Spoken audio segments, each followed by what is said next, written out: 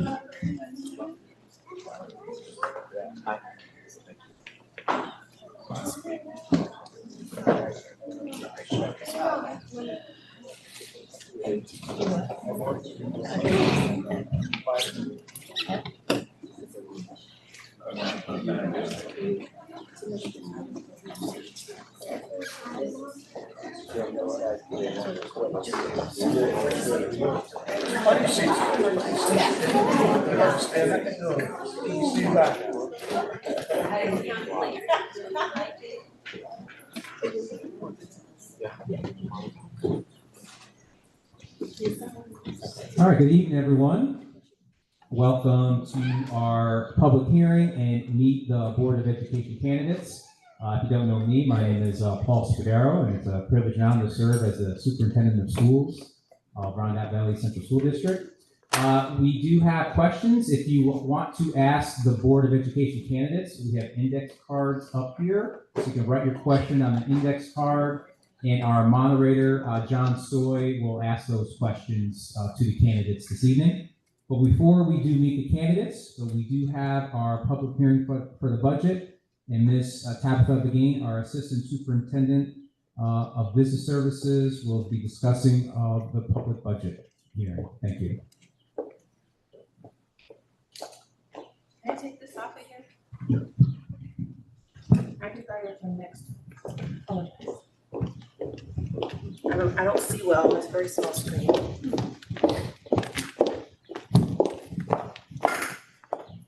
Everybody see? I'm not blocking anybody.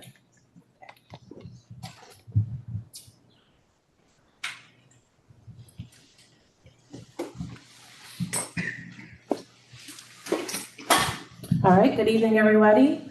Good evening, board candidates. I'm excited to hear all the questions about to come. This is my fifth time presenting the budget. This is the final version with Cliff Note version. I promise I'm not going to go into super detail because I'm sure everybody knows what I'm going to say. A snapshot of our projected expenditures. We're looking at a 2.32% increase year over year from 24-25 to 25-26, and we are experiencing a loss in some aid and some other categories. So we were showing a projected decrease in our revenue, which created a budget gap. At the very top, that's our projected expenditures. In the middle here, we're talking about our projected revenues. This includes our proposed tax levy increase of 4.18 or 16, excuse me, which is a revenue generator of about $1.9 million. We have other revenue sources as well. The state aid is a revenue source. As many know, the budget for the state has not passed yet. So we're still going with the governor's numbers, which were back in January. Then we have our shortfall of about $4 million that we have proposed to fund with appropriated fund balance and appropriated reserves. Here's a breakdown or a comparison of our expenditures in our three-part expense budget. There are three parts to our budget: the program budget, the administrative budget, and the capital budget. As you can see, year over year, we're staying flat. So our program budget is still 75%. Our capital budget is still 15%, and our administrative budget is still 10%. Broken down in numbers. Our program in 24-25 budget was $58 million. In 25-26, it's 60. Increase of about 1.7 or 3%. Capital expenditures, our capital budget, which also includes our operations of plant and maintenance, maintaining our facilities, and our debt. It's going down by about $343,000. We did have some debt fall off. Our administrative budget, which is going to be central administration, anything that supports the Board of Education, and our building supervision. That's going to be going up by about $463,000 or 6%. Overall, we have a 2% increase.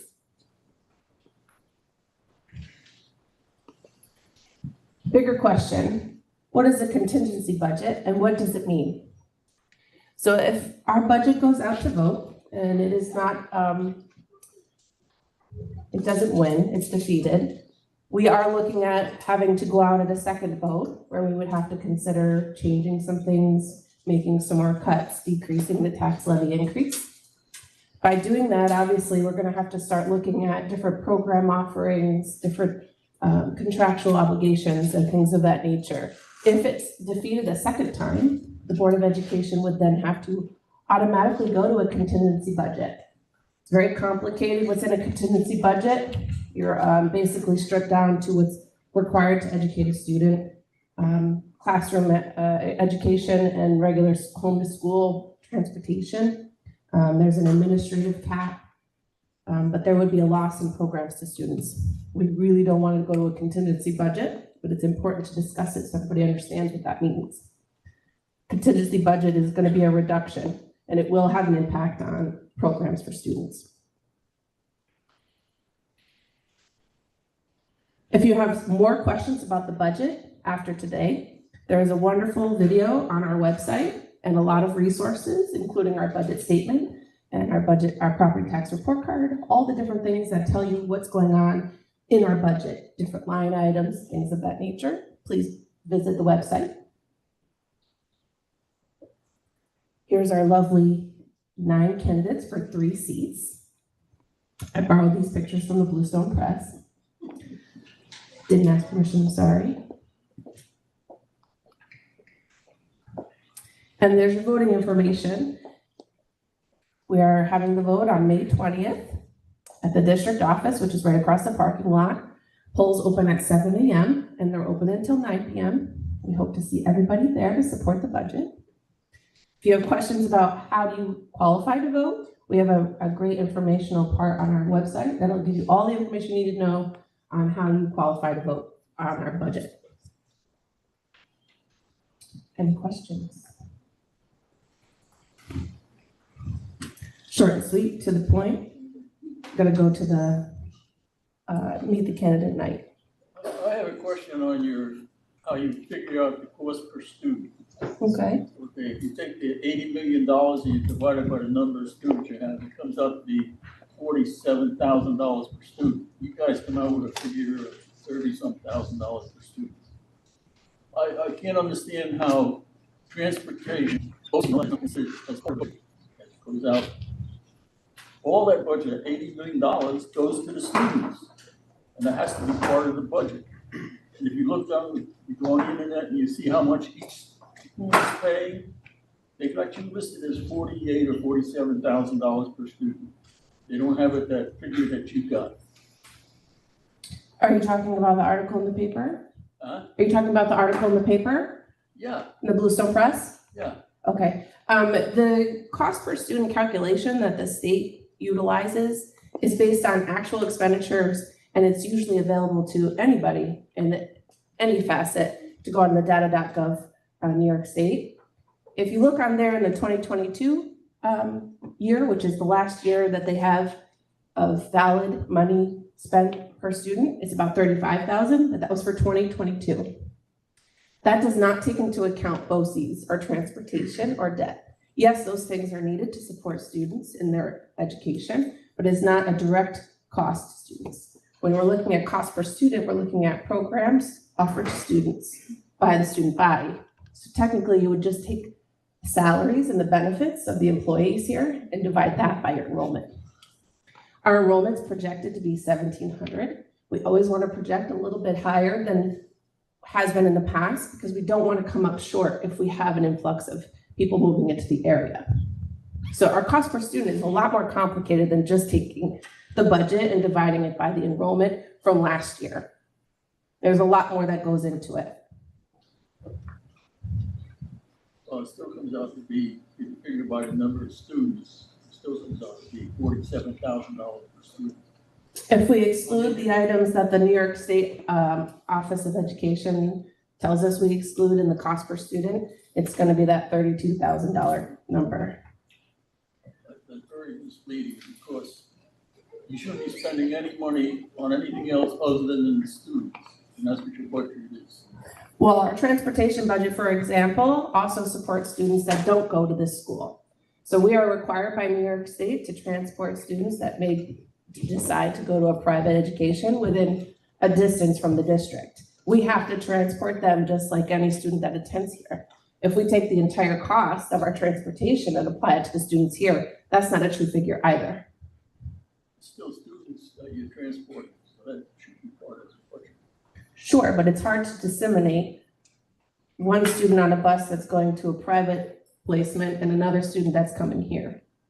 They all get on the same bus and then they go where they need to go from here. Additionally, BOCE's programs are supported by state aid, and so is transportation. Any other questions?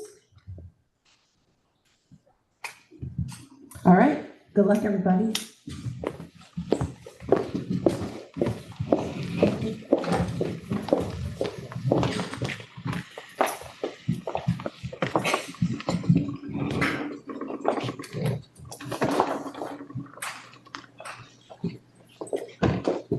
Hi, everybody. My name is John Soy. I'm a teacher here at the high school. I'm going to be kind of moderating this Meet the Candidates tonight. I have questions that have been written out on index cards. If you didn't get a chance, they are here. And I'm going to be reading out these cards just so the candidates know. I'm going to try to mix up where we start. So I'll start on this end for one round, come back the other way for the other round. Every candidate will have an opportunity. Thank you, sir. Every candidate will have an opportunity to answer a question.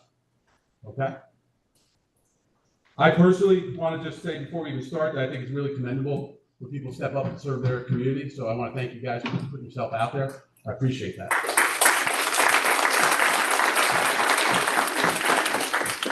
So we're going to start on this side. Here's the question. I can repeat it. I got it on cards. I'll reread it if you need it to be heard again. If anybody can't hear me, ask me to speak up. As a board member, your main responsibilities will be creating and adhering to policies as well as creating a fair and sound budget. Can you explain what experience you have in these areas and how you will apply it to your role as a board member?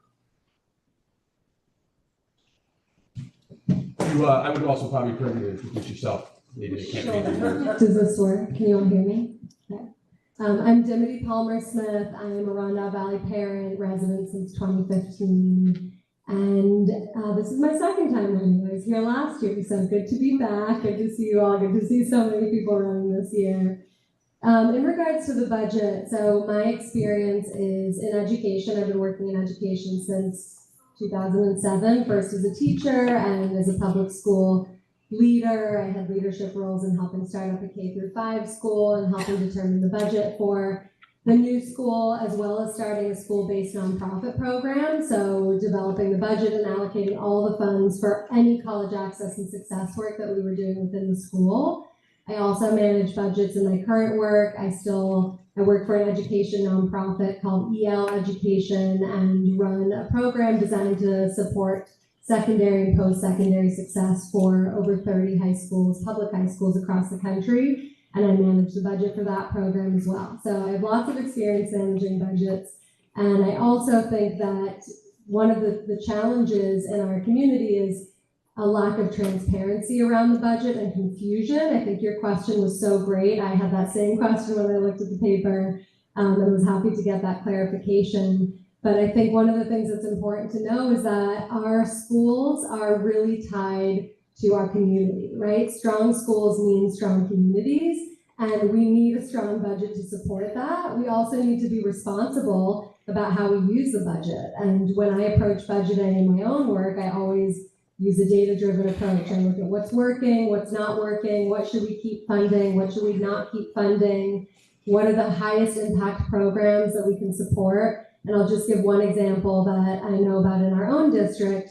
We fund dual enrollment programs in the high school, which is amazing. It's amazing that we're giving students access to diverse, rigorous college level courses, and those courses can cost us money. And there are other options like early college programs that reduce that funding for schools, actually eliminate the funding for schools. Colleges take on the cost. Families and schools are not responsible.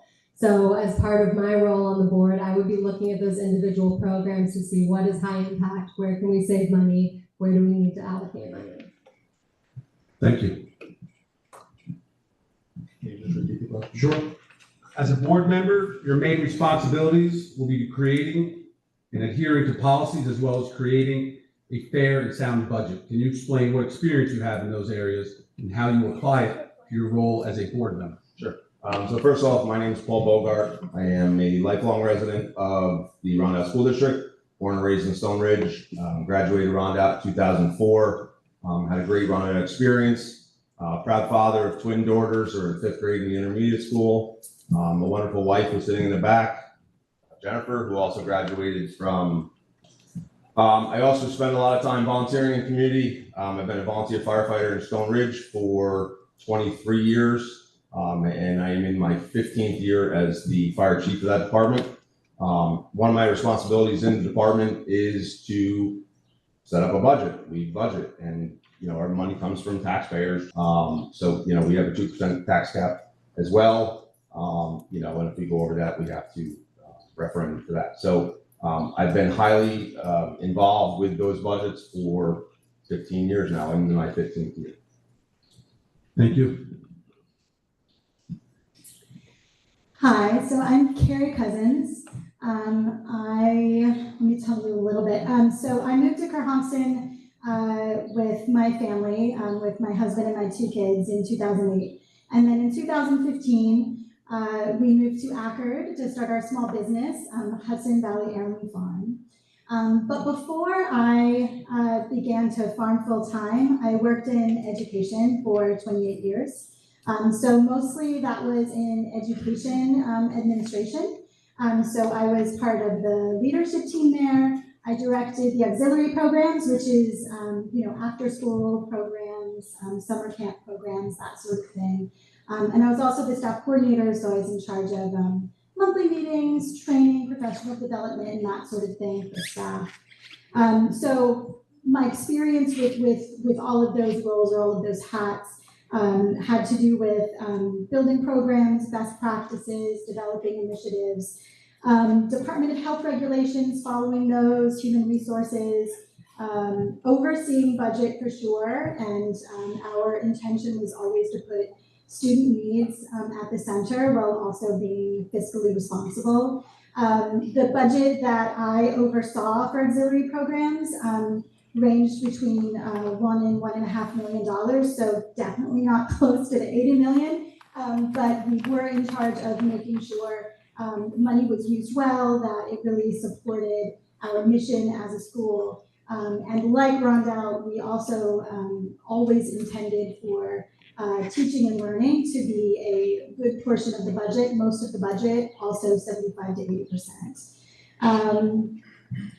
For 9 years, I was one of the chairs of the planning committee for the United States Division Heads and After School Directors Conference. United States means New York State Association of Independent Schools.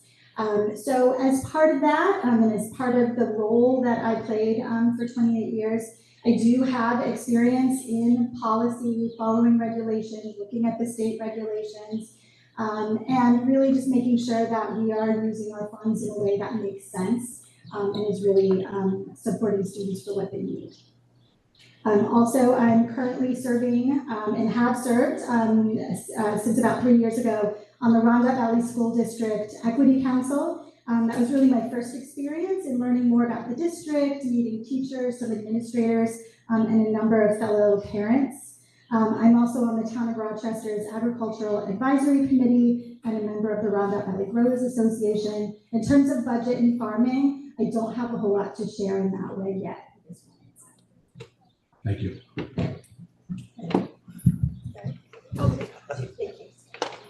Is it on? good. Hi, I'm Lucy Van Sickle. I was school nurse here at Rondout for 30 years. I thankfully retired in 2021. So I too am on a fixed budget as a retiree, so I fully get being fiscally responsible with the budget because things are not getting cheaper anymore. As part of my school nurse responsibilities, I had a budget I had to develop for my office every year. And I was on the school board from 2021 to 2024. Part of that was on the budget committee. So again, it was developing the budget for the community to vote on, trying to be as fiscally responsible as we could to provide programs that our kids need so that they can go out and become the best people they can be, after they graduate, and also being responsible with the dollars. Because like I said, I pay taxes too. So I know the feeling that, we don't want to raise taxes. We want to get the most bang for our buck. I also I'm the representative for Rondout on the Ulster County BOCES Board of Ed. And again, there I'm on the Budget and Audit Committee, and we have a significantly higher budget than the 80 million here. And part of our responsibility, we meet every month to discuss the budget, where we can cut, how we can get the most, use out of it. So I have a lot of experience with that. I've gone to the New York State School Board Association classes on how to develop a budget, how to be fiscally responsible, and that's been a big help. Thank you. Hello, good evening, everyone. My name is Sid Hines. This is the first time that I've ever run for something like this, so I apologize in advance for my nerves. For the past 25 years, I've served individuals with developmental disabilities.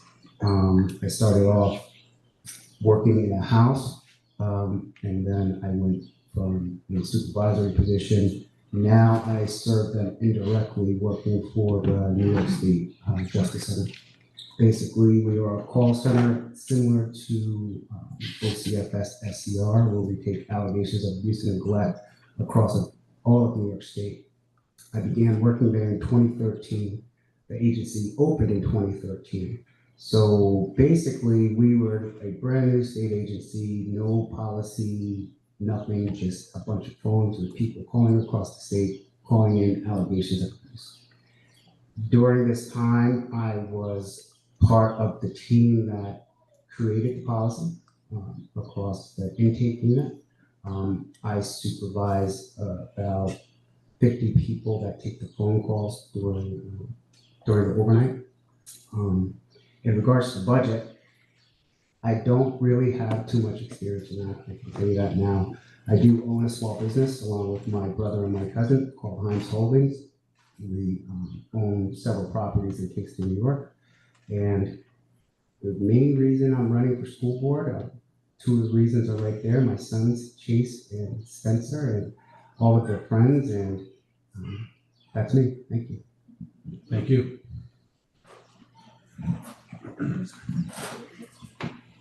Hi everyone, I'm Dawn Van Cleek. I currently sit on the school board. I am running for an additional term.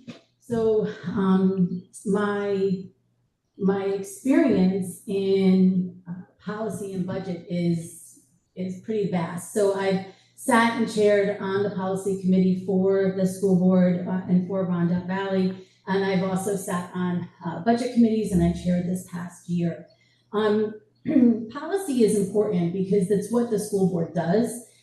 We can create policy, we can approve policy, and then the administration and the teachers have guidance, the students have guidance to get through whatever obstacle, whatever ruling, whatever is going on.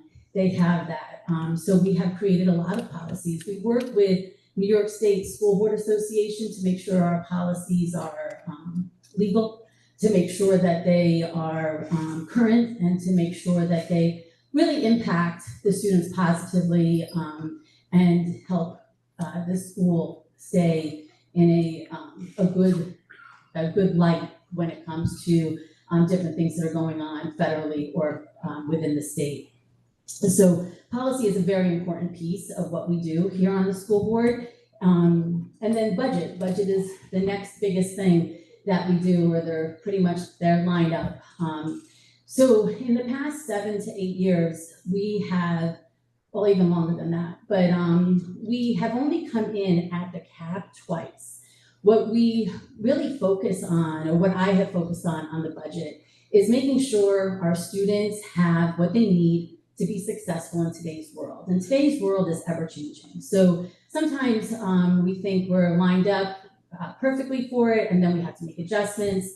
We did really work on rigor in the high school. We worked on fundamentals in the elementary schools through 8th grade to make sure all students walk out of Rondout really understanding how to read, how to write, how to compute math, how to be successful in our future or their futures. So all of that gets taken into consideration with the budget. We I always look at programs and making sure the kids can get everything that they need and the teachers have the development they need to be able to deliver that.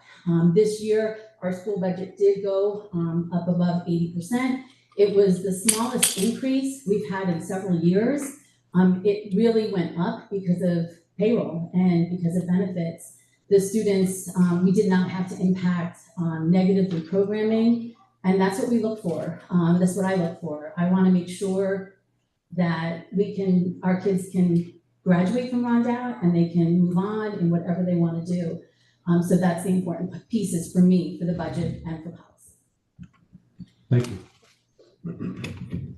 Hey, good evening, everybody. My name is Justin Swisher, and like Paul, I'm a lifelong resident of Rondout Valley. I went to school here. I graduated in 2008.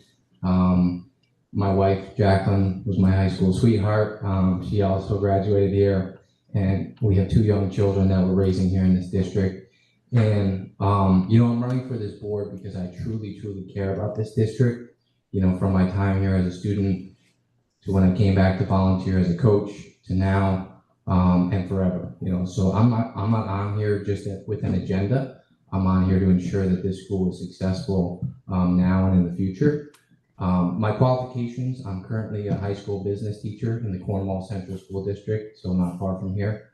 I've been there for 10 years, and my wife Jacqueline is a first grade teacher at Marbletown Elementary. She's been there for 8 years.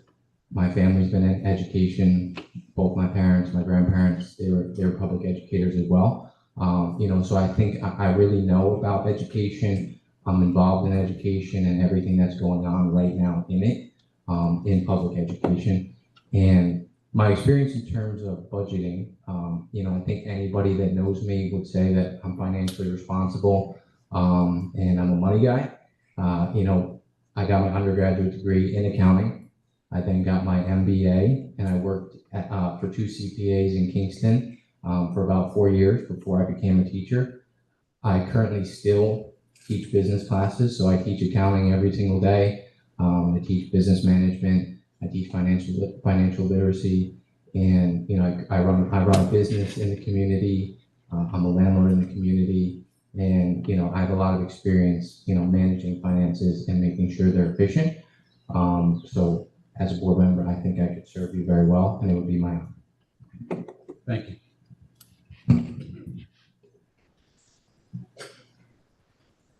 Hi, good evening. I'm Margot Sanchez. Thank you very much for being here, for having this forum, and to all the candidates for your willingness to serve the district. I have an 8th grader in his first year at Rondout this year and a 5th grader at High Meadow School in Stone Ridge, where I'm also the communications manager. Our family moved to Marbletown from St. Louis, Missouri in 2018. We're now closer to my husband's roots in New York City. We're a multiracial family with mixed religious and economic backgrounds, and we feel very much at home here in the Rondout Valley. So my experiences in budget and policy related to education are in 3 areas. First, as a founding board member of a daycare in St. Louis that my son attended. Then for 4 years as a university professor involved in university governance, where we dealt with all of the policies and budget decisions for the full faculty.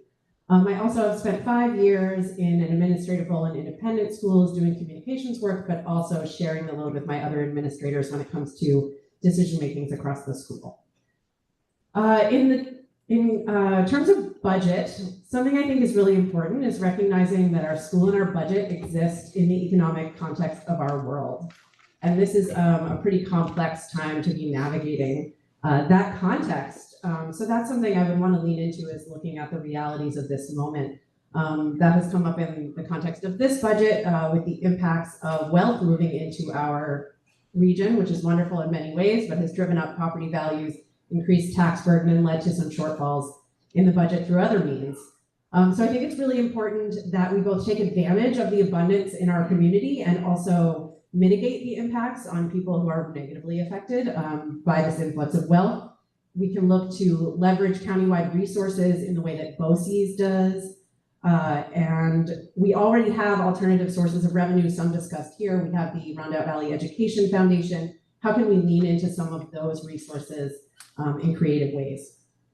Policy is sort of what drives me to this campaign in the first place. In St. Louis, I worked with a group that was studying the underlying causes of the Ferguson uprising. And I took two really important things away from that work. One, I believe that public education has the power to transform lives and communities. And two, that what that transformation looks like is up to us. And it's every decision that we make that we are shaping that. Every decision is an opportunity to bend this needle toward our mission and our vision and our values. So every policy decision matters, no matter how small and boring. And that's something I want to keep at the forefront should I be on the board here. And in particular, I'd like to apply the equity lens tool that I developed as part of the District Equity Council you've heard about tonight, which is really just a series of questions that we would use to be sure that we are doing comprehensive and inclusive fact-finding, and that we're really hearing from the community in budget and policy decisions. Thank you. Good evening, everybody. My name is Vanessa Green. I am a resident as of 2016. I did grow up 30 minutes away in Pine Bush, so I come from a small town also. My husband's a lifelong resident. I have a 6th grader in the middle school, and I have a 2nd grader at Marbletown Elementary. I have been the PTA president for the last 4 years, and I was the vice president of the PTA at Marbletown prior to that. And I also was the board president of the Hurley Nursery School in Kingston for 4 years also. So when it comes to budgets, I've been implementing and planning budgets since 2018, both for nonprofit organizations. So obviously our funding is much tighter and harder to come about. I learned policy the hard way with COVID and learned how to write all sorts of policies in all sorts of different ways.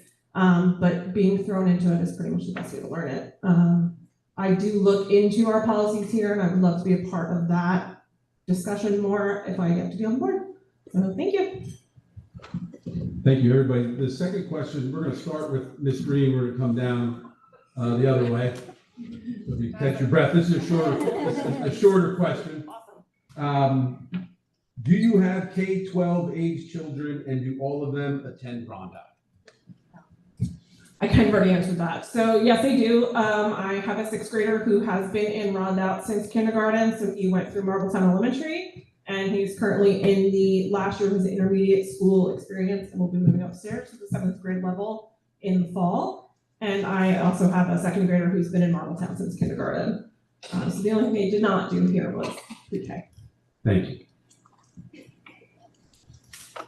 I have one student who is in the junior high in 8th grade. This is his first year here. My other child attends High Meadow School, which is an independent school within our district in Stone Ridge.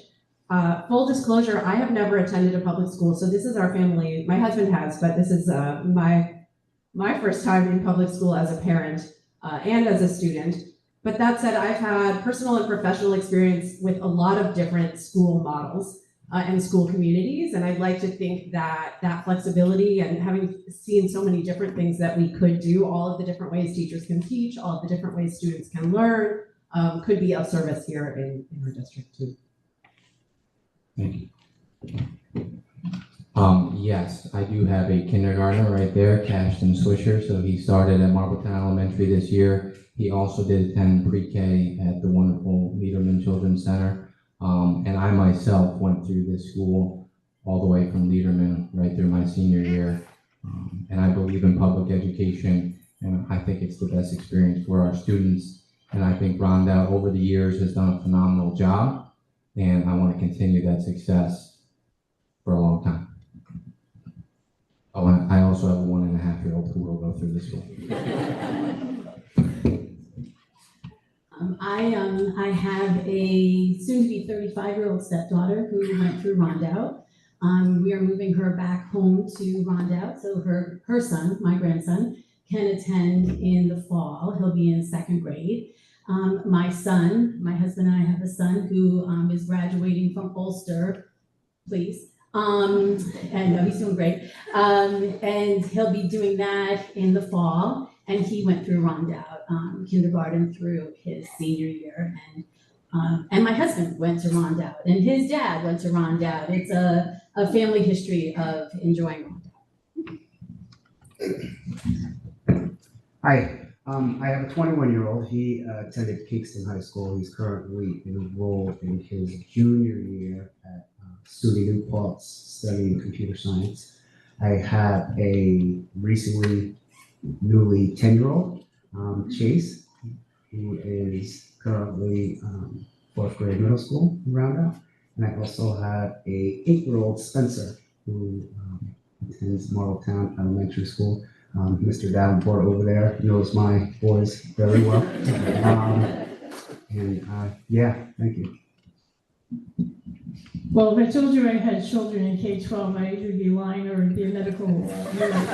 So both my children graduated from Rondout. My son Chris graduated in 2002. He's an air traffic controller. He went on to a 4-year degree after going to BOE. He took aviation, which is what really got him going in that career, and he started a career. My daughter Kara graduated in 2000, and she is a graphic design artist. She graduated from RIT and works there now in their department. So I currently have no children in school. Hence I sleep late. I have 2 kids. Sorry, there it is. I have 2 kids. I have my daughter Ruby is a senior in college, so she graduates in about a week and a half. I'm so excited. And she's getting her degree in neuroscience, and she's minoring in Mandarin Chinese, and she will be pre-vet, but she gets to take a gap year, so we have her home for a year, which I'm super excited about. And then I have a son. His name is Hutch. He's a junior at Rondout Valley High School and a proud Gander wrestler.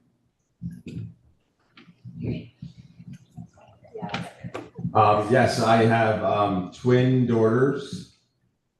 They're both 11. They are currently in the 5th grade, along with myself, who graduated here in 2004, and my wife graduated in 2002. I have a 3rd grader at Marbletown Elementary, and I have a 5th grader who is at High Meadow. This is his 1st year at High Meadow, so my 2 kids have spent 8 collective years in the Rondout district, and I am a product of public schools. I have always worked in or with public schools, and it's why I'm running a 2nd year in a row, because I believe so deeply that public schools should provide an excellent, safe, supportive environment for every child, and I hope that my oldest son will be able to come back soon and feel like he can be well supported in the Rondout district. Thank you all, and we're gonna start back with you here. Another shorter one. Do you support passing the 2025 budget? That's an easy one. I do support it for the reasons that Tabitha shared with us, that if we do not pass it, we go to a contingency budget, which is not a good thing for our district. It means that we lose access to programs, we have less money to work with for our students, so I do think that we should pass the budget. I also will say this goes back to the transparency challenge in our community. I would love to see in the future opportunities for the public to ask more questions in the process leading up to the vote, so that they know very clearly what's involved and feel like they're voting for something that they believe in versus just passing the vote, so that we don't lose programs for our students. I too support passing the budget. I remember as a high school student here back in the early 2000s, times were a little bit tougher then with the budget actually passing. Sometimes it'll go down, we go to an austerity budget. And I remember as a student athlete, the things that they talked about a lot was, the potential of cutting these programs, athletics and other programs and, the different clubs that we have. I want to make sure that my kids don't have to go through that and that everybody else's kids don't have to go through that. We need to figure out a way, unfortunately our enrollment's going down, but our budget's going up. So we need to figure out a way to kind of balance those two, find the happy medium. But we cannot take programs away from our kids. I also agree in terms of passing the budget, in terms of what I know. So I know based on watching the YouTube videos and seeing Tabitha present the many different budgets over and over as they change and adapt a little bit. I've also looked at the website and I appreciate being able to see, like in these large buckets like program, we know it's salaries, it's transportation, we know those pieces. But I don't think that I have access to be able to drill down to even more specific detail, which is what I would want. Also just, in terms of equity, I'm also just curious about how the budget is used by schools. So it's kind of one big bucket for the district, and that makes sense, right? Like, I'm sure, we don't want to put, 500 pages on the website perhaps. But I am really interested in understanding more. And I'm understanding, I'm interested in being a bit more transparent if possible about what we're spending and why. Also, I know Margot had mentioned the equity lens tool. I would be interested when decisions are being made about the budget and using that tool to notice what the impact would be, what perspectives maybe we sort of haven't heard about yet or haven't thought about, in terms of the folks in the room. And like Paul, I'm curious about what does a contingency plan look like? What is being eliminated? And is what is being eliminated something that is so incredibly core and important to our students' well-being in the school? And I am thinking athletics, arts, perhaps ag programs, all of those kinds of things. I do support the budget because I know, having been on the board and the people in the back row who are on the board now, I know what goes into developing the budget, to looking at the programs, to looking at everything our kids deserve. And having worked here 30 years, I've been through contingency budgets. And as Paul said, the first things to go are things that are not mandated by the state, which are such things as JV varsity teams, things like that, and music programs, anything that is cut to the bone. And there were several years where the budget was put in, I think, because of public, and I get it, being a taxpayer, public outcry of, we can't afford it more and more and more, that sometimes it was below the cap. And that wasn't a good thing either, because then next year you're trying to play catch up, because nothing gets cheaper. Everything goes up year after year. So it's a fine balance, but I know the people in the back room, I know they work hard, and they don't add extravagant things into the budget, and it's a well thought out, so I do support the budget. Thank you. I also support the budget. I think one of the first things, we consider is tax increases and how it will affect our family, and whether or not overall is it worth it. And over the past couple of years, the board has done well to create budgets that there was not a tax increase. I send my kids to school every day, and just in today's environment, it's just, I worry for my kids. I just want my kids to be, get the education that they deserve, as well as every other child. So I think the board did well in creating this budget. I think, the stuff that they added to the budget, from what I saw in the YouTube videos, was good as well. So absolutely, I do support 25-26 budget. Hi, absolutely, I support the budget.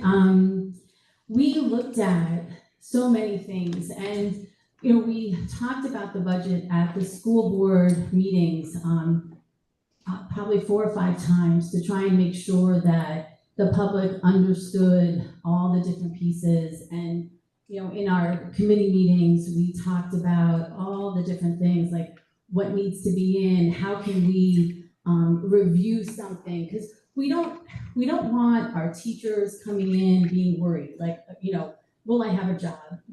Yeah, we're supporting our teachers, we're supporting our students. We don't want them worried, am I gonna have sports? So we look at every vacancy that comes up, whether to retirement or someone moves, and the administration does a really great job of looking at, do we need this position? Does it mean much higher classroom sizes? Does it mean that we can, shuffle some things around and the kids still get that same education? And the administration worked hard on that this year. The principals all give their input. The assistant superintendents and the superintendents all have input, as well as the board and the budget committee, to make sure that we keep programming, we keep class sizes as low as we can, within reason. To make sure that we're offering a lot of different things. We have so many different programs, and we have the arts, we have music, we have sports. We really look at the whole child, the whole student, and we were able to do that this year with, and I'm going to say only, and I don't want to minimize it, but a 2.3% increase, and that's the lowest increase we've had in a few years. I know we went to the tax cap, but that's for many reasons, and one of the biggest reasons is our houses are assessed at much higher because so many people moved into the area in 2021, 2022. Our property values went up, our assessments went up, and we're now considered an affluent area, and that reduces our state aid. So that's the thing with this budget, why we had to go to the tax cap, and we had to use funds from other places, like revenue funds from our reserve funds. We just want to make sure we keep the students and the staff ready to go and ready to make sure they do everything. So I absolutely support this budget, and I hopefully will be looking at a positive, the budget pass on May 20th. Yes, I also support the 25-26 budget. I do also understand the concern by people in the public when they see the number, and they see $47,000 per pupil when other schools are much lower than that. I also see the concern from the students and the staff when they hear about the budget, possibly not passing, just like Paul. When I was here as a student, we had to deal with issues like that. Things like teachers, their copies and paper being rationed, things like that are all not good for the educational experience, which is the most important thing. I do think, there's probably room for improvement, and as a board member, I would love to be a part of that process. There's neighboring school districts that maybe have some pointers and advice that they could give us. Like I mentioned, I work in Cornwall, and they actually, consistently have one of the lowest costs per pupil. And, maybe we can get some advice from them on what we can do to improve our budget.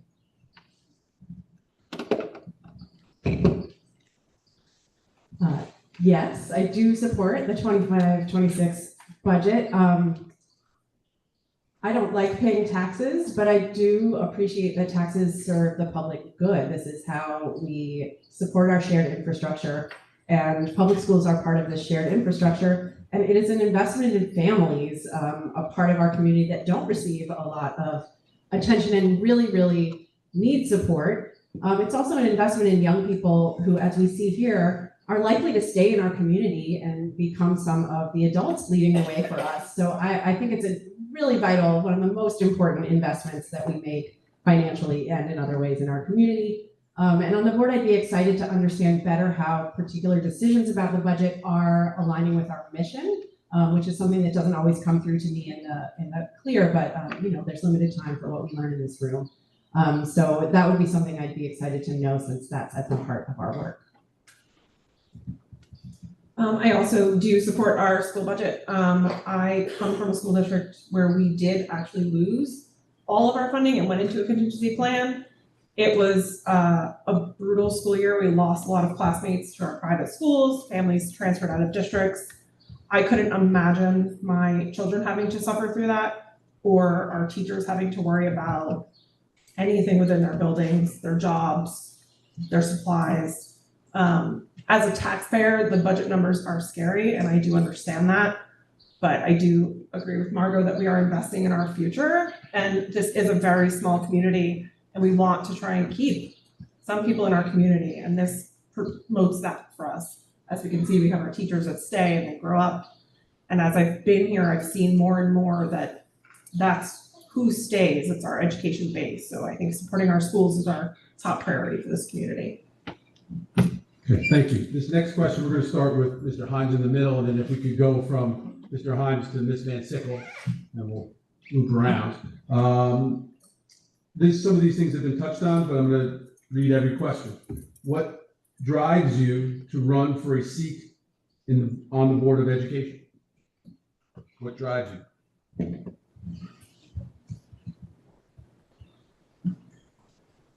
Today's political climate is very adversarial.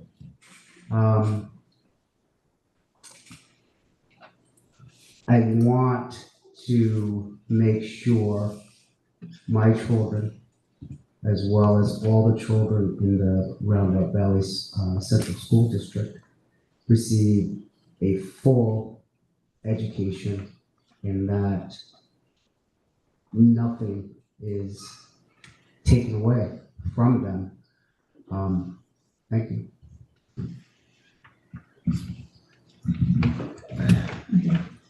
Working here for 30 years, this district was good to me. I felt that. I feel compelled to give back to the district for the good opportunities I had here, my children had here. I've always been a volunteer. I've been with the fire company, Marlton, for 37 years, the rescue squad for 25 years. I volunteer on the BOCES board. I volunteer for the Ellis County School Board Association and the New York State School Board. So volunteerism has always been a part of my life, and I feel that I'm capable of being a good listener, keeping an open mind, not come with an agenda, to listen to the people, develop policies that work for everybody. Our children are going to have, especially the children coming up in the younger grades, are going to have one heck of a world that they're going to go into. And if we can do something in this school district to make our kids have the tools they need to be successful and to navigate those difficult paths, I think that's probably the best thing we can do for our children.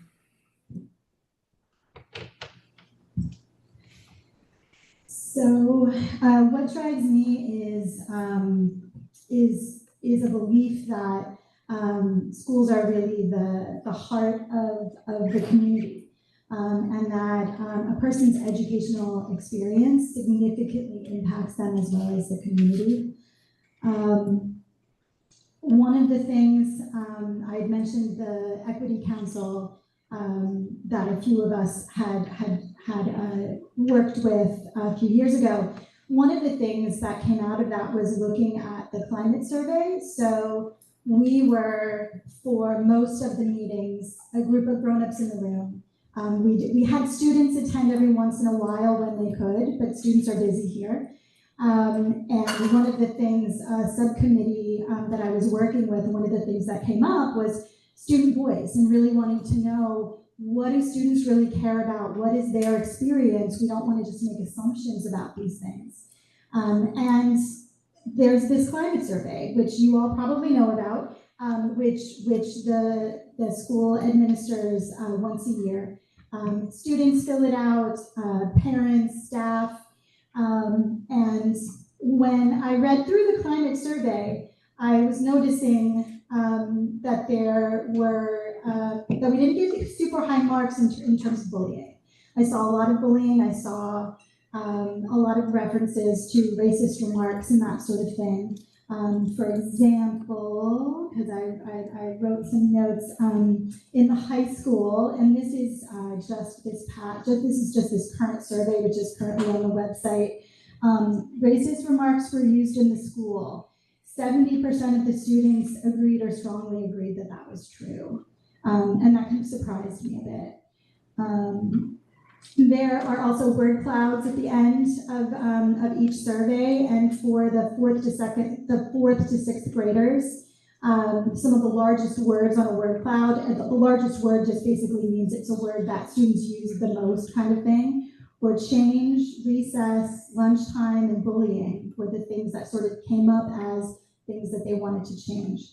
So this survey sort of opened my eyes a little bit into some of the things that were coming up for students. And at the same time, I was holding the fact that I had a student that was a new ninth grader and was so incredibly excited to be here. And in terms of climate and culture, not only did he sort of feel so welcome, there were all of these programs that were, as far as I know, sort of set up to welcome new students, and there's something called Newcomers Uplifted, in which, and I might not get all of this right, so apologies, but there's a student who sort of, and two students that are sort of in charge of a group of new students, and they do some team building and have conversations. They go on a field trip together.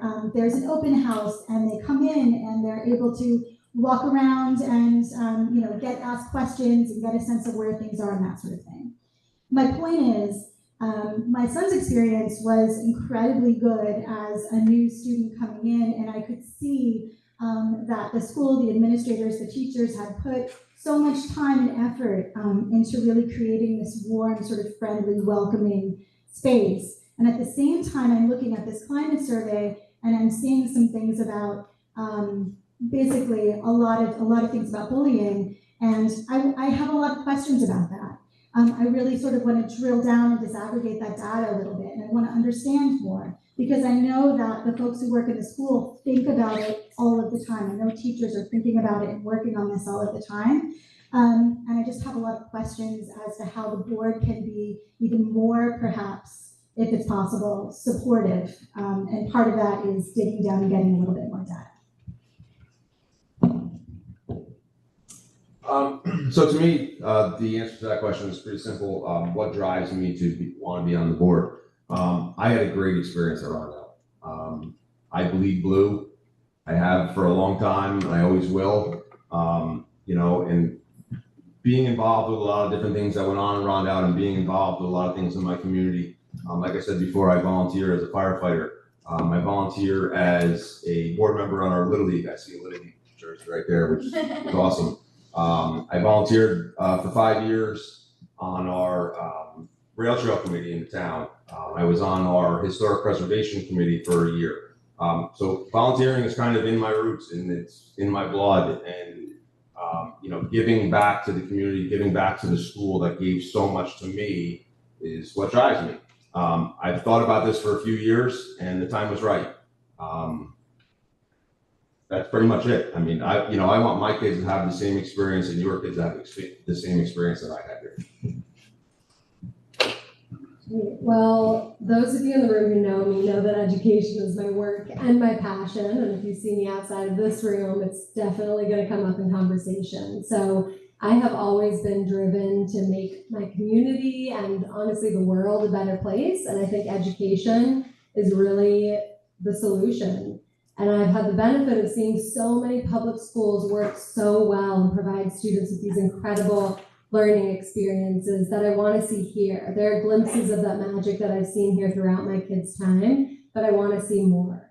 And I really truly believe that every kid deserves an excellent education like you had. I'm hearing so many alumni say that they had an incredible experience, and I want that for all of our kids too.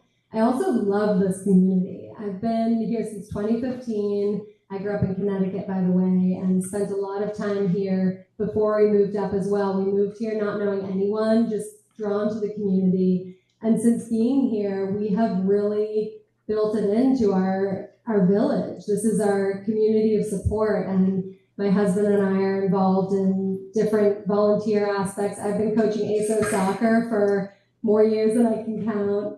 I teach classes at the local gym. I'm involved on any school district committee that invites parents. I'm usually one of the first to raise my hand to be on that.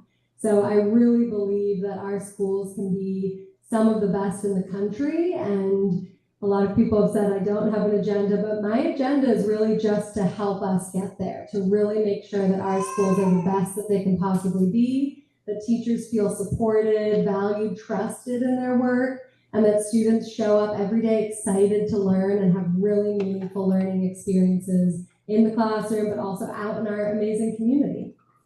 Thank you. Ms. Green? So I would like to help open more communication between our families and our board. I would love to see more parent engagement, and I want to promote the parent engagement that we already have. As an avid, dedicated PTA board member, we do so much in our buildings, and I feel like a lot of our families aren't even aware of what goes on. And I want more of that to be transparent also, along with more openness from our Board of Education and more together. I love this year that they've started the Gander Spotlights. I think it's fantastic that our board is spending time in our buildings. And I want to just keep that going, and I want to be a part of making this district the best that it can actually be.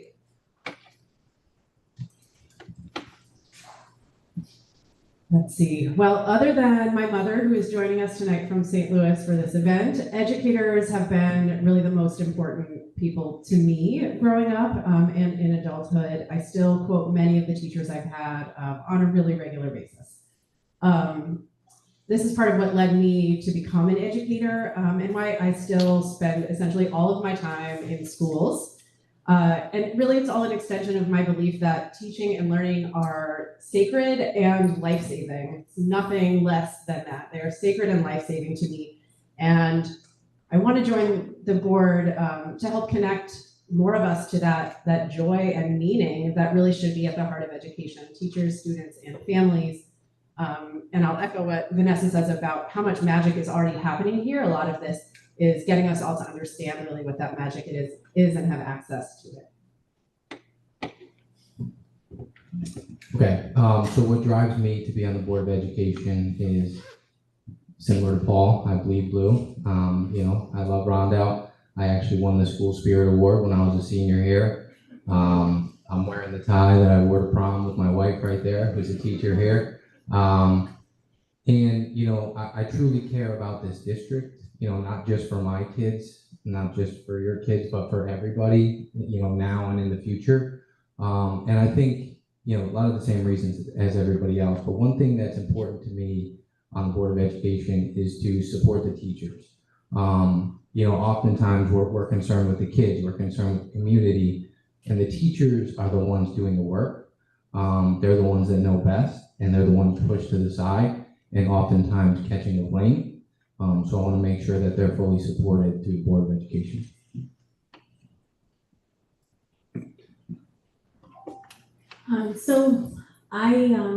My family has volunteered. My grandmother was the state president of the New York State PTA and passed all kinds of laws, like the corporal punishment law in schools. She worked with governors to make that happen. My mom was on the school board in the school I grew up in, or the Monroe Woodbury, for 15 years. And when I moved into this community in the year 2000, it was important to me to make it my home. I was moving because, my husband lived here his whole life, and his daughter lived here, and it needed to become just where I belonged. So I volunteered. I was on the PTA, and I became the president of the PTA, and then I joined the school board. My agenda is very transparent. It's about the kids and it's about the staff. It's about giving the teachers everything they need to teach the kids so that they can open any door they want to open in their lives. And I know that sometimes we don't communicate that well. I know I haven't. I know we try. And I love to hear that everyone wants more communication, because we'll do as much as we can. And I hope that in the years to come, the board keeps communicating and keeps supporting the administration and the teachers. It's all about them. It's about when you stand up there and clap for graduation, it's about all those kids walking by so proud of themselves, which they should be. They graduated high school and then moving on to a trade school, to a 4-year college, a 2-year college. They're gonna go work, whatever they're gonna do, they're thrilled. And it's amazing, it really is. When I was first on the board, we developed, probably 7 years ago, a strategic plan, and we surveyed everyone, teachers, staff, community, business owners, students, to really find out where our gaps were, what we needed to work on, and what we did well.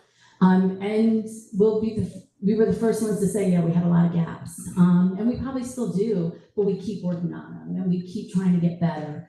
And all of everything that guides us, our mission, our values, is based off of our strategic plan and how we shift to get there. So my ultimate goal is to, I don't know, sit here one day and have everyone know everything that they need to know, understand all that's done in every school. Because as a board member, I don't even know every single thing that's done. When I'm walking through the schools, I'm amazed at the things the teachers are doing with the students. It's just so amazing. So my reason for running is for the community. It's for the kids. It's for us to be the best. And I hope I'm able to help us get there. So that's it. Thank you, Ms. Van Cleef. We're gonna come right back to you, Ms. Van Cleef, and then send it towards Mr. Swisher, please. You got it. This next question, this is question 5 and 15. What is your current understanding of the role of a board member and Board of Education?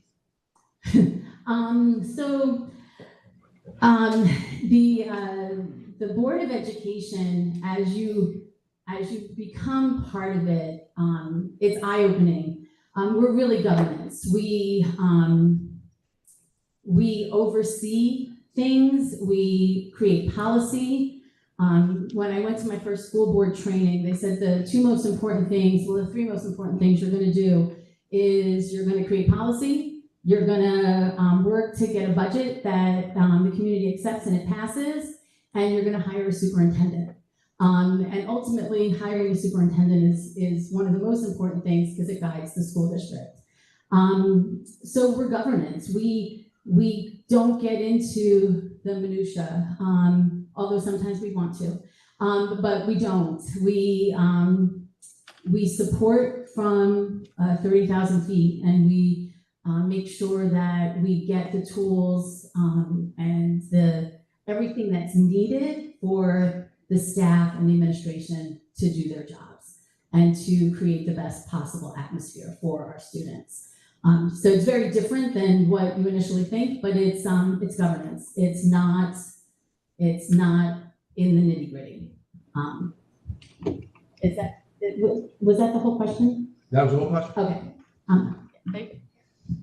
Okay, so, like she said, I think the role of Board of Education is governance and guiding the district in the right direction, making major decisions when needed. Like she said, not getting into the day-to-day details all the time.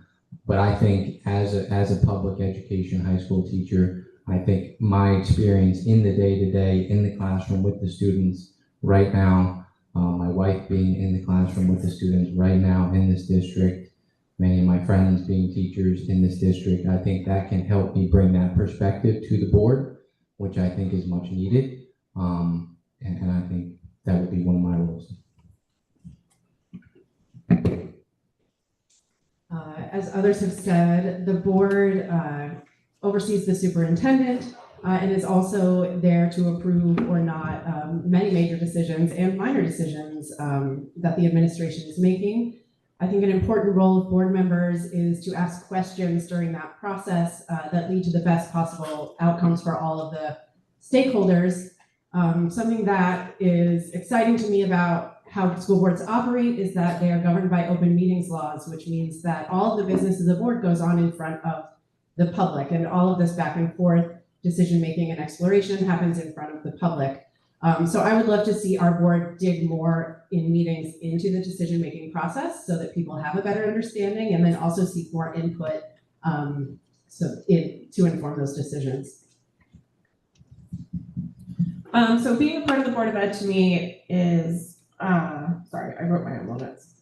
Being a team member with openness and working alongside our superintendents and our teachers, and to understanding the commitment that we're giving to our district as a whole, and to make sure that we uphold that commitment to the fullest capacity that we can. 15 questions, so total, we're answering 15. So I don't want to repeat what others have said. That is all my understanding of the board as well. I'll hone in on 2 key areas. I think 2 specific roles of the board are ensuring educational quality, which means selecting high quality instructional materials, also known as curriculum. This is something that I care a lot about. I've talked a lot about students having meaningful learning experiences and really thinking about how we engage students in the classroom so that they can become critical thinkers. Sydney talked about our current climate today, and it's really important to help our students develop the skills to be able to have a conversation, an informed conversation with someone that they disagree with. And they can learn those skills through rigorous curriculum, through using evidence from a textbook, not a textbook, an actual physical book. So educational quality is a big part of that. And then also community and parent engagement. So Vanessa and Margaret talked a little bit about this, but how can we strengthen ties between the board and the community and provide opportunities for the community to connect with the board, not just share comments at an open meeting, but actually have a dialogue, ask questions, have a discussion about things that they care about. That doesn't exist right now, and I know it's something that I hear a lot from parents, that they want to be able to engage in these discussions about their hopes and concerns for the district. Can you just repeat the question, Senator? Sure. What is your current understanding of the role of a board member and the Board of Education? Okay. So, I mean, obviously, right, our role would be to make decisions, based off of data, current data, past data, and hopefully get some of that information from community input as well.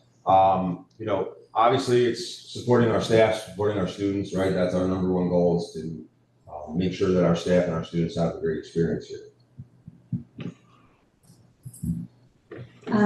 So definitely what folks said about governance and being fiscally responsible. There is a state mandated course that anyone who is newly elected is required to take that course.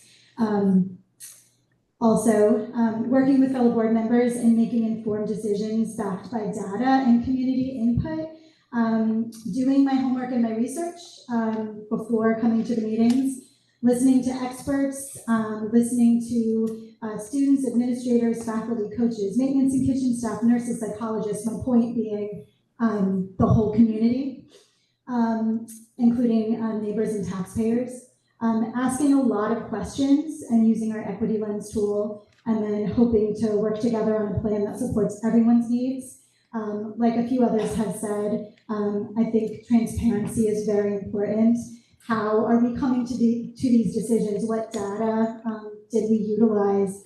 Which experts did we speak to? How did we solicit input from the community? And then, what impact for whatever decision we are making, what kind of impact does that have on different constituents in the community?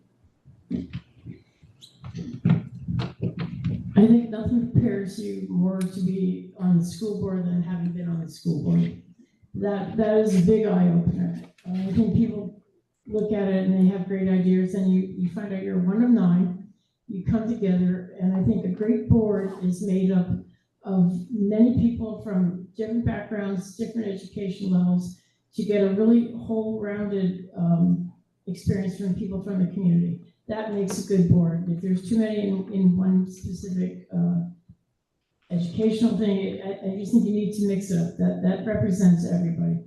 But it's also a job that probably no one would say they really want to do, because you try your best and you make your decisions, and always someone will be unhappy, someone will be happy.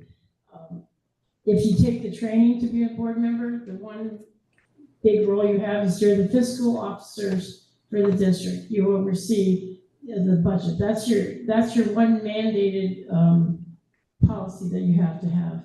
So I think, the board doesn't get involved in the day-to-day activities in each building for minute things. You hire people that are capable and competent to do that thing.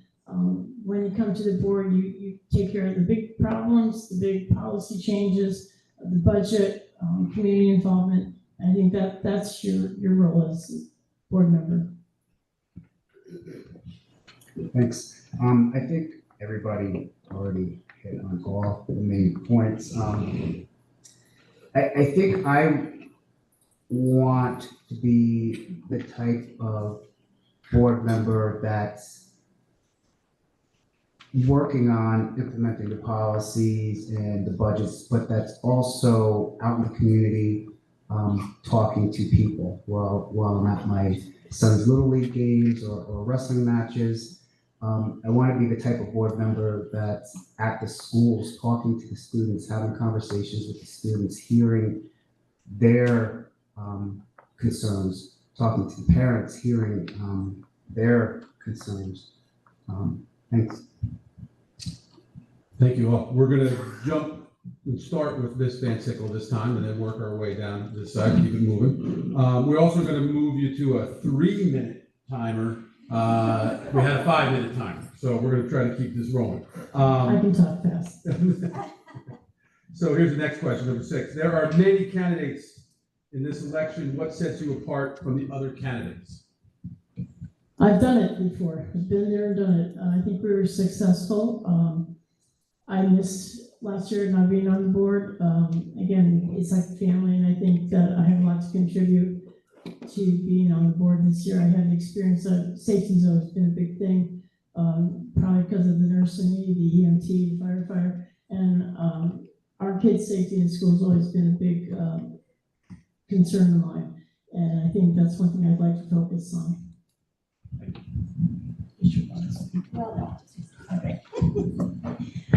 What sets me apart?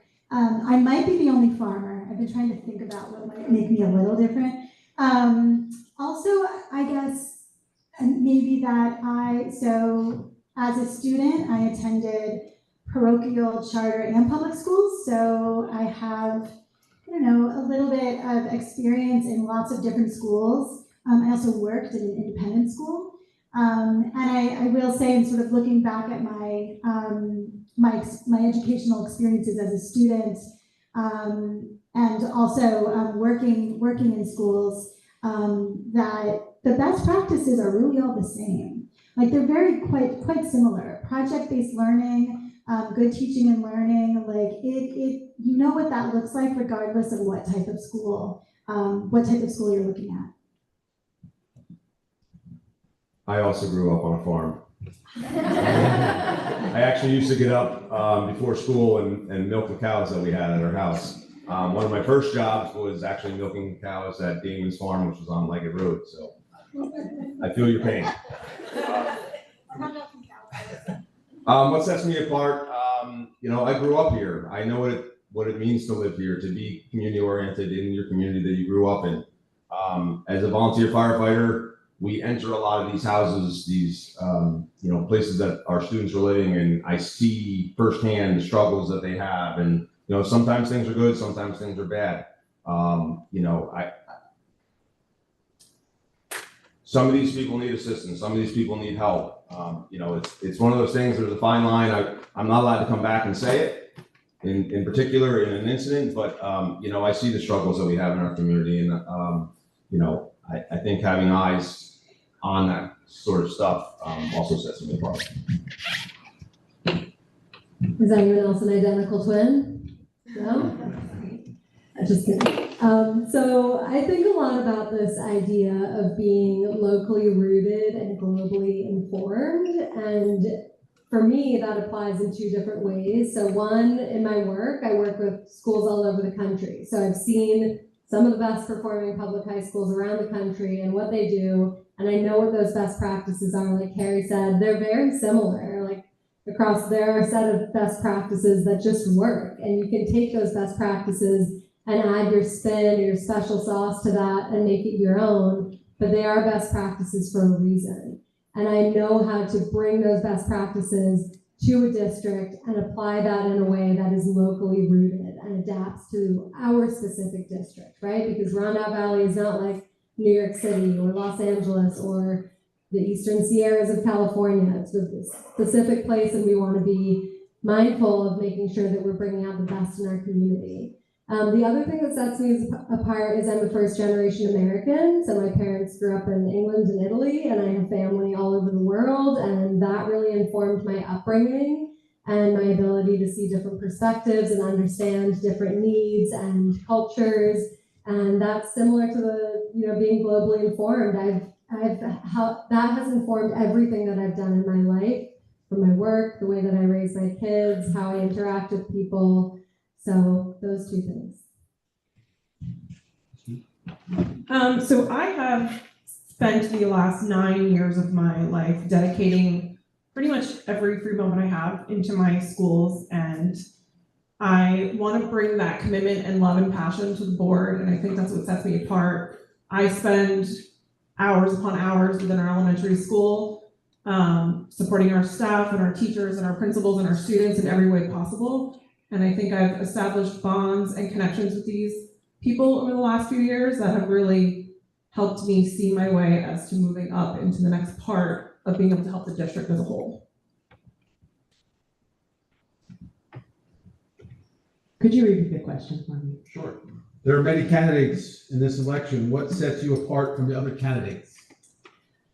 I think something that has set me apart in a lot of parts of my life is my ability to be in what I've come to call a bridge position, to work between groups who might have opposing points of view, or who have different backgrounds, and my ability to talk across differences. I'm not afraid to have hard conversations. I believe we can have them with respect. I'm not afraid of things being unfinished or needing more work or taking more time than we would like. I'm in it for the long haul. And I believe that the people closest to our problems often have the solutions and are the experts in those problems. And something I've been able to do in my work is find those folks and make channels for those who aren't often heard to join the conversation.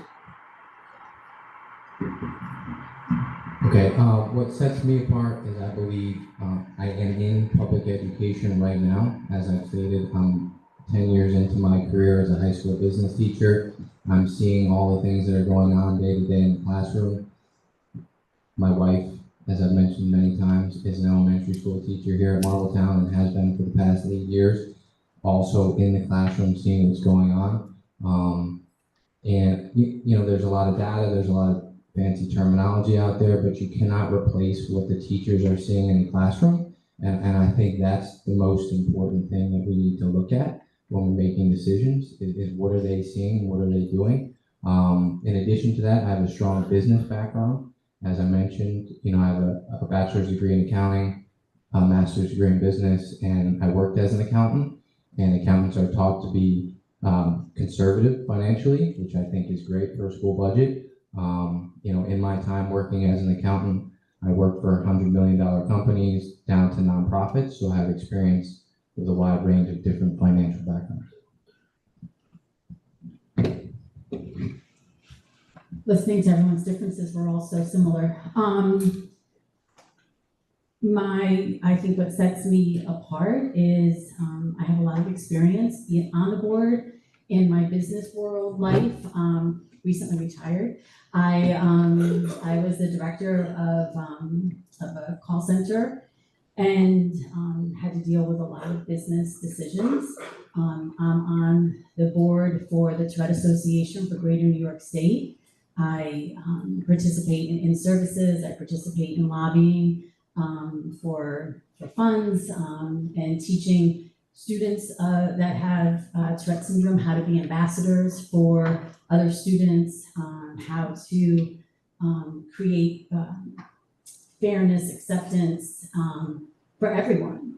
And I bring all of that with me when I come. I deeply care about the students. I care about how they feel. I care about that they want to walk into school and that they want to stay here and they want to graduate.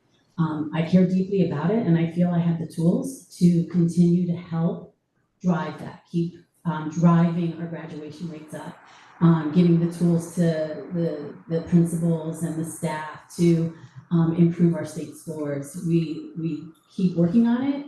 We're going to keep working on it, and I feel I can continue that work. I'm extremely passionate about it. I think what sets me apart is I am not an educator in the public system. I have never served on a board before, but I do have an agenda. And when my son Spencer graduated from kindergarten, part of the services was every child got up on stage and said what they wanted to be when they grew up. My son Spencer got up on the stage and said, I want to be a fashion designer. And I want to help make sure that each of these kids that got up on the stage and said what they wanted to do and what they wanted to be are able to achieve those goals. Thank you. The next question, we're going to start with Mr. Swisher and move towards that side of the board there. Some of the test scores have been very low, particularly for middle, intermediate, and high school students. How would you go about helping the district improve the scores? Okay, so improving test scores, it starts at the foundation. It starts really before students even enter any of our buildings, in their youth, in their infant years, toddler years, and in their pre-K years. If they start out with a poor foundation, and it's hard when they come into our building, and then as they go through the grades, the gap usually widens, and I think that's why, we're seeing, the scores as they get older go down, because the gap is widening. So it really starts at the foundation. I think communication with the pre-Ks that we have in the district, ensuring that students come in here, with the right tools and with good habits is essential. And then obviously in their early years, making sure the learning that they're getting in those grades is giving them those basic foundations. And then at the middle and high school level, what you can kind of do from there is expectations, standards, accountability. I think we all, as educators, saw it during the pandemic. Standards and expectations dropped because we were just trying to make students comfortable and get as much as we possibly could out of them in that situation. And I think it's taking time for those standards and expectations to come back. And I think once they're back, we'll see an improvement. But it extends beyond the classroom and what we do here, as a district. It starts at home as well. And I think that's a big piece of it. And again, a lot of times teachers catch a lot of slack for things like that. But it's a community and a parent approach as well to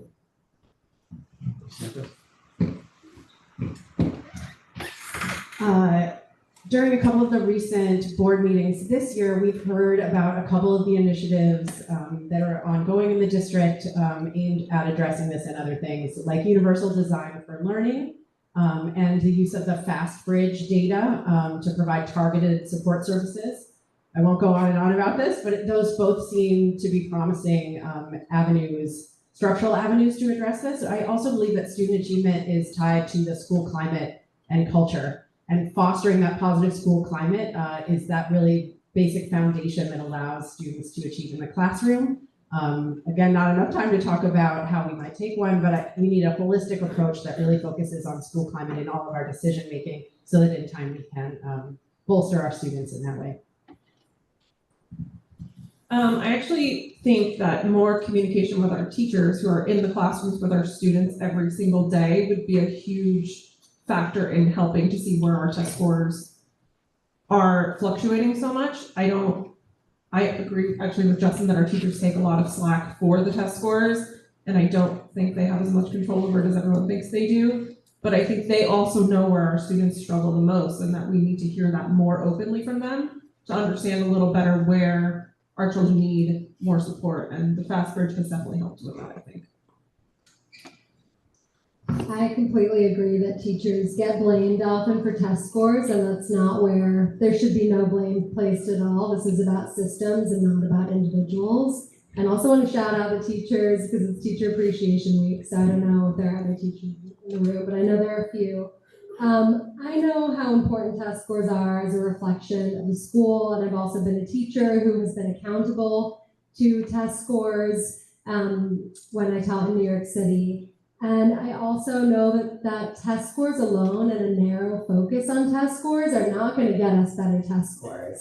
I think maybe it was Vanessa who said that the school conditions need to be right to be able to have high test scores. So when I think about that, I think about it in a multi-dimensional way. One, what is the school culture? Do students feel safe to learn? Do they feel engaged in the classroom? Can they focus in the classroom? Is the content drawing them in? Is the content holding them to high expectations, like Justin said, so that they are asked to do work that's challenging for them? The goal is not for them to get to the test and ace the test. It's to engage them in work that requires them to have a deeper level of learning so that when they get to the test, it's easy, right? It should not be a blip for them. I also think that we need high quality instructional materials or curriculum products that really do that for students, that serve as not quite a blueprint, but a guide for teachers in the classroom, and that teachers need that support so that they feel well supported to provide that kind of high engaged learning environment and implement the curriculum in a way that gets the results that we want. So all of that is to say, it is not a one-dimensional approach. We're not going to get better test scores by chasing better test scores. There are lots of things that we need to do to create the conditions and the layers that lead to strong test scores. So I think one of the things that we need to strongly consider and look at even further, I know it's sort of in the process already, is about where our fourth graders are. Our third grade test scores are rather high, and then as they get into the fourth grade, they start to plummet, and then fifth grade, they're pretty bad. I believe the school was polled, and it was around 70% of the people that were polled wanted to move fourth grade back to the elementary schools. I think it's something we can do. Our enrollment's down. Yes, we closed the school, but our enrollment's down. I mean, I graduated like a class of like 250 something kids. I think my kids' class now is around like 120. So enrollment is down. I think we're able to do this. I think we need to figure it out and figure out why that is, that from third grade to fourth grade to fifth grade that our test scores are going down so bad. I also was at the meeting that Margot had mentioned where we heard a bit about Fast Bridge and some other ways that the school was looking at, and they are tracking test scores, and there were a number of places that we were seeing test scores going up, perhaps a bit slowly percentage-wise, but a good trend. And also some of the things that they were doing and thinking about having teachers pushing in, specialists pushing in. So I agree also with Dimity, spending more time teaching to the test doesn't necessarily show that the test scores will go up. It doesn't necessarily mean that. I'd be interested in hearing more from teachers. What did they notice? When was the test given? Was it given in the same month that it had been given the year before? So is it an apples to apples comparison? What do they think they need? What kind of support do they need? And then the other piece that also has been talked about, just students, what is the culture, and do students have a sense of belonging? Do they feel safe? Are they distracted? Is it a classroom with a lot of kids, a smaller number? Is the curriculum keeping their interest? That sort of thing.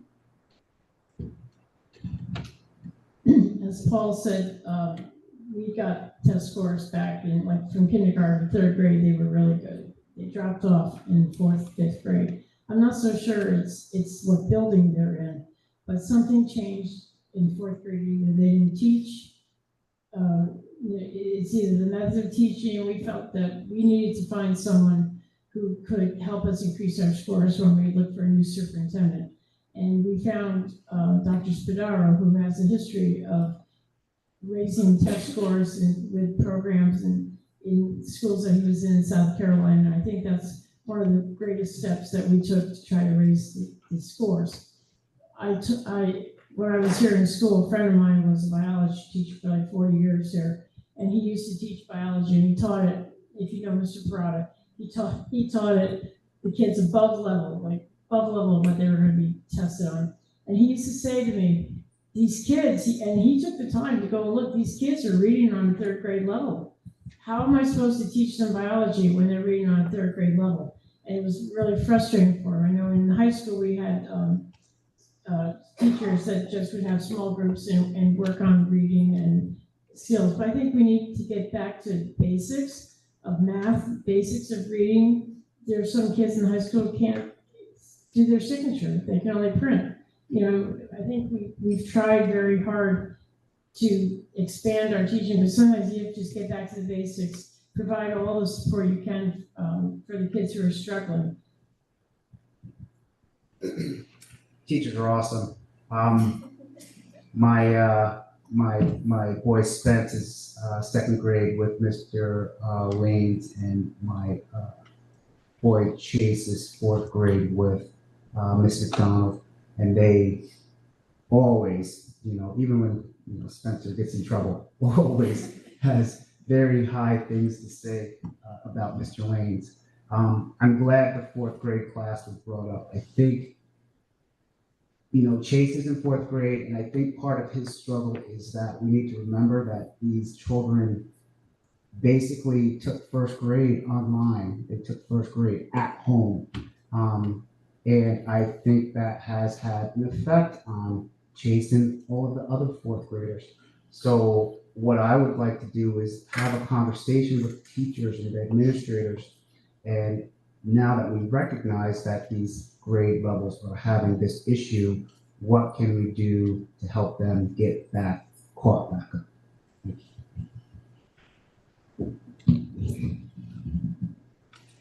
Can you repeat the question? Sure. Just to make sure I understand. Some test scores have been very low, particularly in the middle, intermediate, and high school students. How would you go about helping the district improve scores? We ended up looking at how do we get better data so that we can really understand what's happening in the classroom. The test scores that we're referring to, it's one data point. It's not the whole child. It's not how they're writing in class. It's not how they're doing maybe verbally or orally in an exam. But what everyone has said is accurate. Like we are working on, we worked with teachers and administrators and in a committee where we determined the best curriculum, so that way we could go in and really teach children how to learn without tears, I think is what we refer to it as. And you see the progress happening in first, second, kindergarten, third grade. You see progress happening in 4 through 6. But that group of kids, they spent their really formative years living through learning how to do all of that at home on an iPad because we were in the throes of COVID. So we do need plans to get them caught up. Part of those plans, we brought in different reading programs and taught teachers these reading programs. And they're really helping students get out of academic intervention and be able to perform at a grade level experience.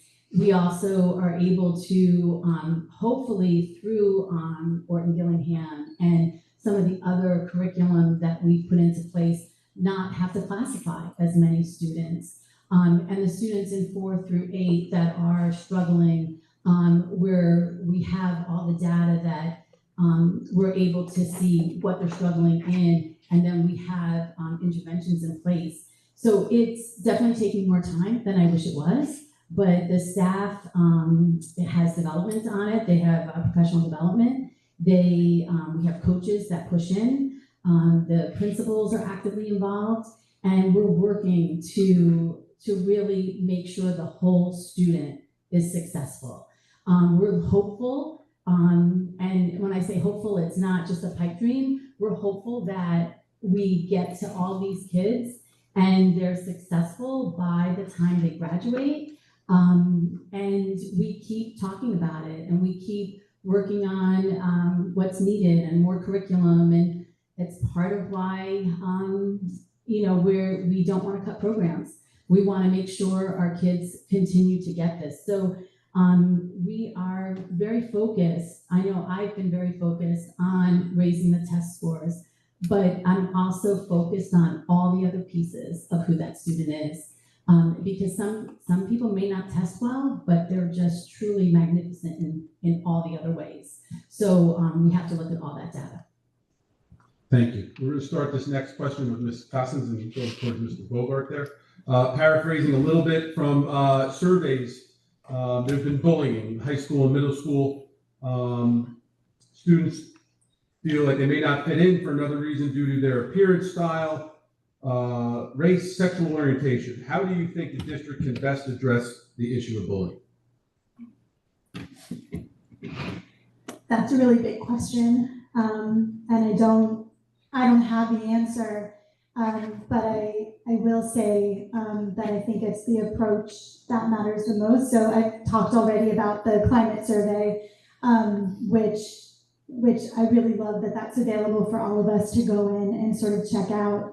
I'm, again, really interested in disaggregating the data so that we can understand if there's bullying based on identity, what is that looking like? What is the culture that's supporting that? Some of the data in the climate survey, it'll ask about bullying based on specific things, and then it will ask, are there students that would sort of stand up for you?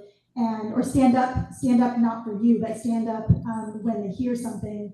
And the data shows no, they don't. Like 70% of students believe there would be nobody who would say anything. And I have a lot of questions about that. It's like, and why? That feels like a culture piece, and it also feels like, there could be a question perhaps that is, why do you think a student might sort of stand up to that or say something?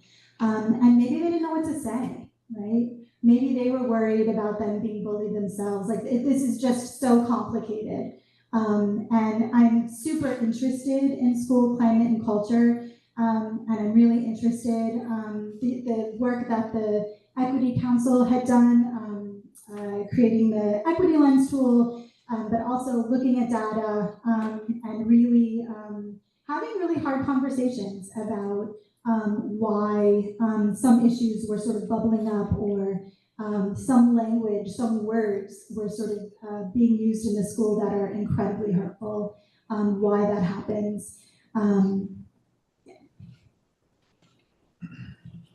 I don't know if I know what the answer to this question is. I have struggled for a few years with some of my kids, or my kids at different times coming home, being bullied at school or on the bus. I just think we need to, or I would like to at least, if I get on the board, to see what kind of policies we have in place for this, what we can do, what's kind of support that the kids have.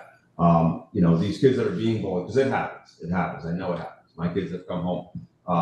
But there needs to be a place where they feel safe to go and explain this to somebody. There are staff, I know, I can speak, specifically at an intermediate school. In intermediate school, there are places that my kids feel safe to go and talk about what happened. And it comes home as well. My kids are very open with me and my wife. We've taught them at a young age, if something's bothering you, if somebody's bothering you, let us know. And like I said, I have twin sisters, so if one doesn't tell, the other one's gonna. So I'm gonna find out either way. But I think we need to figure out a way to really support these kids. But to answer the question, I don't know what the answer is to how to do that.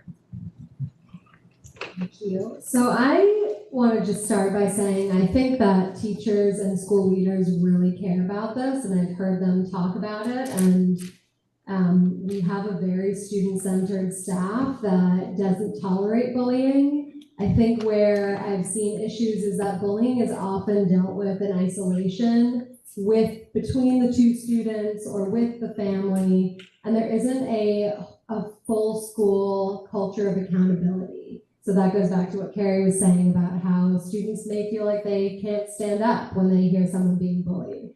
I actually think there is a solution because I've seen it work many, many times, and it's really just a strong social and emotional learning curriculum. The organization I work for does something called CREW. Many of you have heard me talk about it because I am obsessed with CREW. And the way it's structured is it's really like student advisory. They start in kindergarten, and every day, or at least 3 days a week, students meet in their CREW, which is a small group of students, either within their grade or mixed grades, which is nice. And it's a time where they are learning these habits of character. They're developing their character, becoming ethical people who stand up for each other, becoming effective learners. And they develop really strong bonds with the other kids in their CREW, but also their CREW leader. So every student has at least one adult in the building who knows them and loves them and is their champion. And when you have a system like that in place, there's no tolerance for bullying because the students themselves will stand up for it. I've also seen in high schools, there's peer leaders who run restorative justice circles for students who are having conflict. So as students get older, they can be empowered to lead these CREW circles and lead these hard conversations between students. So that would be my approach. I wouldn't want to throw another curriculum on top of teachers knowing what they have right now, but there are building blocks to get there, and I can promise you that it works. So I'm gonna piggyback a little off of Dimity because I think that CREW sounds fantastic. I do know in our elementary schools, we have our No Place for Hate, and I think it has made a huge difference in our buildings. It lets the students have a voice in front of their classmates and their friends. I feel that if a student feels confident that they will be heard by their administration or their teachers or their peers, that they're willing to be more open to talk about things. And I think if we could get that comfort level in our buildings, we would see a different change. I agree that I think implementing another program like that could be great, where there's more peer mediation happening instead of just behind the closed doors. I want to echo that we have many educators, parents, stakeholders of all kinds committed to addressing this issue, and we all worked with many of them on the Equity Council. We have programs in place like No Place for Hate, like Newcomers Uplifted. We have professional development for staff. So many here are engaged with this issue and are taking best practices from anti-bias and anti-racist education nationwide and worldwide. An example of the kind of problem that we would use these tools to address is the experience of being the only. So when a student isn't surrounded by others who share their identity, they might feel more vulnerable. These are the sorts of lenses we might take in looking at these issues. And a couple of ways I can think of to start that or to move that work forward more would be to consider bringing back our DEI administrator who resigned at the end of last year to hold the school, all of the folks accountable to this work. And to bring back the DEI board committee, which has not convened this year. Again, both as structures within the school to hold this work and safe channels for families, teachers, and students to share their concerns around school culture. Okay, so, I think the biggest thing to solving the bullying issue is it starts at home. It's the way the children are raised, the way their parents teach them. We've been talking a lot tonight about getting the parents involved in decisions in schools and getting the community involved. And I think that's one thing they need to be involved with. I think, it's how you're raised at home teaches you if bullying is okay or not, if you should stand up for somebody or not.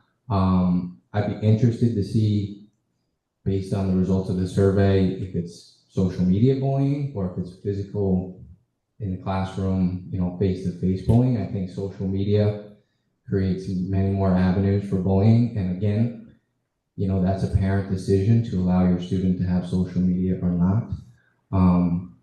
I think over the years as educators, we've seen so many different initiatives, whether it's Crew, No Place for Hate, My School Has Safe School Ambassadors. And yes, in theory, they're great. And if you were in an ideal situation, they would work great. But that's not the case. And again, it starts at home. And I think if you want to get parents involved, I think that's one of the first things you should get involved with.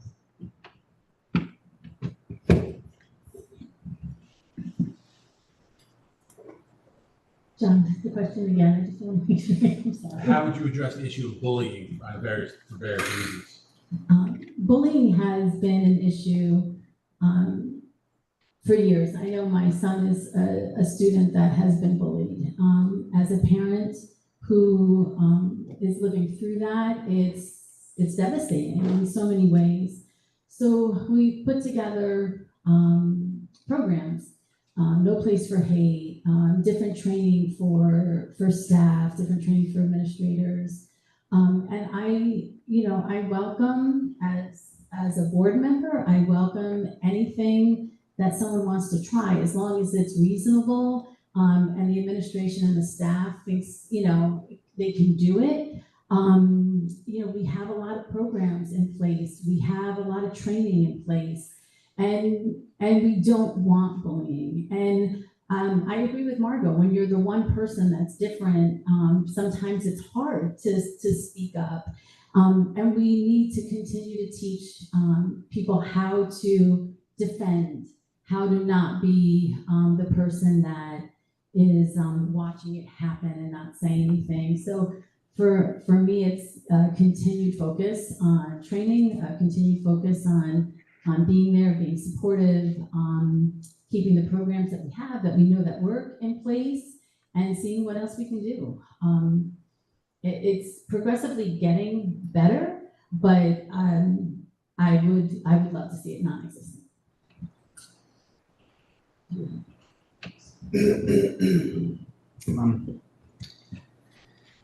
I have personal experience with bullying. When I was a kid, I was bullied by some other kid, and to solve the issue, there was no bus transportation. I would always have to walk a different way home to avoid that child.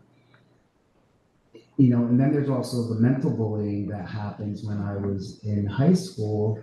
I got made fun of because I didn't talk like everyone else. I talked different. I talked too articulate, or whatever you want to say. And that it's tough.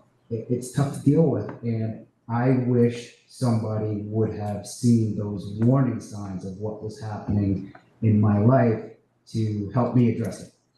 Fortunately, everything worked out in the end for me personally, but as somebody that would serve on the board, listening to all of these different suggestions, such as the food program and whatever else there is out there, I would be so much more than happy to help get something like that started.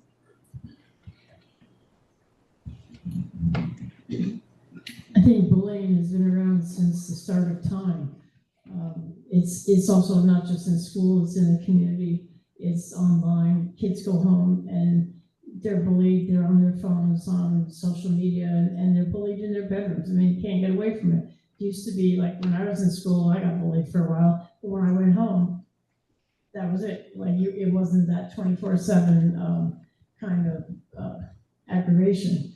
And of course, back then, we're talking the 70s, the only thing they told you if you got bullied was, ignore it. Or the boys like you, that's why they bully you. I think we've come a long way. We do have the DASA program here for kids who are bullied to report bullying. There's a lot of in-services, there's a lot of training. Teachers, I think, are really aware of the bullying going on, and they do try to create an atmosphere where the kids are comfortable coming to them and reporting to them. But I think, as Justin said, starting at home, we really need to instill a sense of self-confidence in our kids, so they're easier for them to deal with this and say, stop, or I'm gonna tell somebody. And I think that's a big part of it. Parents do the best they can, I get it, and you can be the best parent and your kid can still be bullied. So it's not, I'm not saying it's a lacking on the parent part, but I think that's a big issue. If you somehow can support parents, have programs for them to come to help them, and I think we're dealing with bullying now a lot better. I know, like, when a problem has happened in high school and it's come to the attention, it's dealt with right away. There are consequences, and I think usually the person who is bullying probably has just as much issues that probably need help with, and if we can deal with that aspect too, that might help. Thank you. We're going to start this next question with Ms. Sanchez and go towards Ms. Green there. This has to do with notifications from the school. We get text notifications about things like yearbook sales and events. When it comes to things that might really matter to us, like results of climate and cell phone surveys, we can feel left in the dark. What can the school board do to help this situation? Communication. Communication is one of my areas of expertise, and maybe the most simple approach that I would apply to this is the idea of telling the public what you're going to do, doing it, and then reporting on what you've done. Sounds very basic, but it's actually really hard to be consistent enough to announce, follow through, and then report back on plans as an organization. I don't say that for Rondout, for any organization.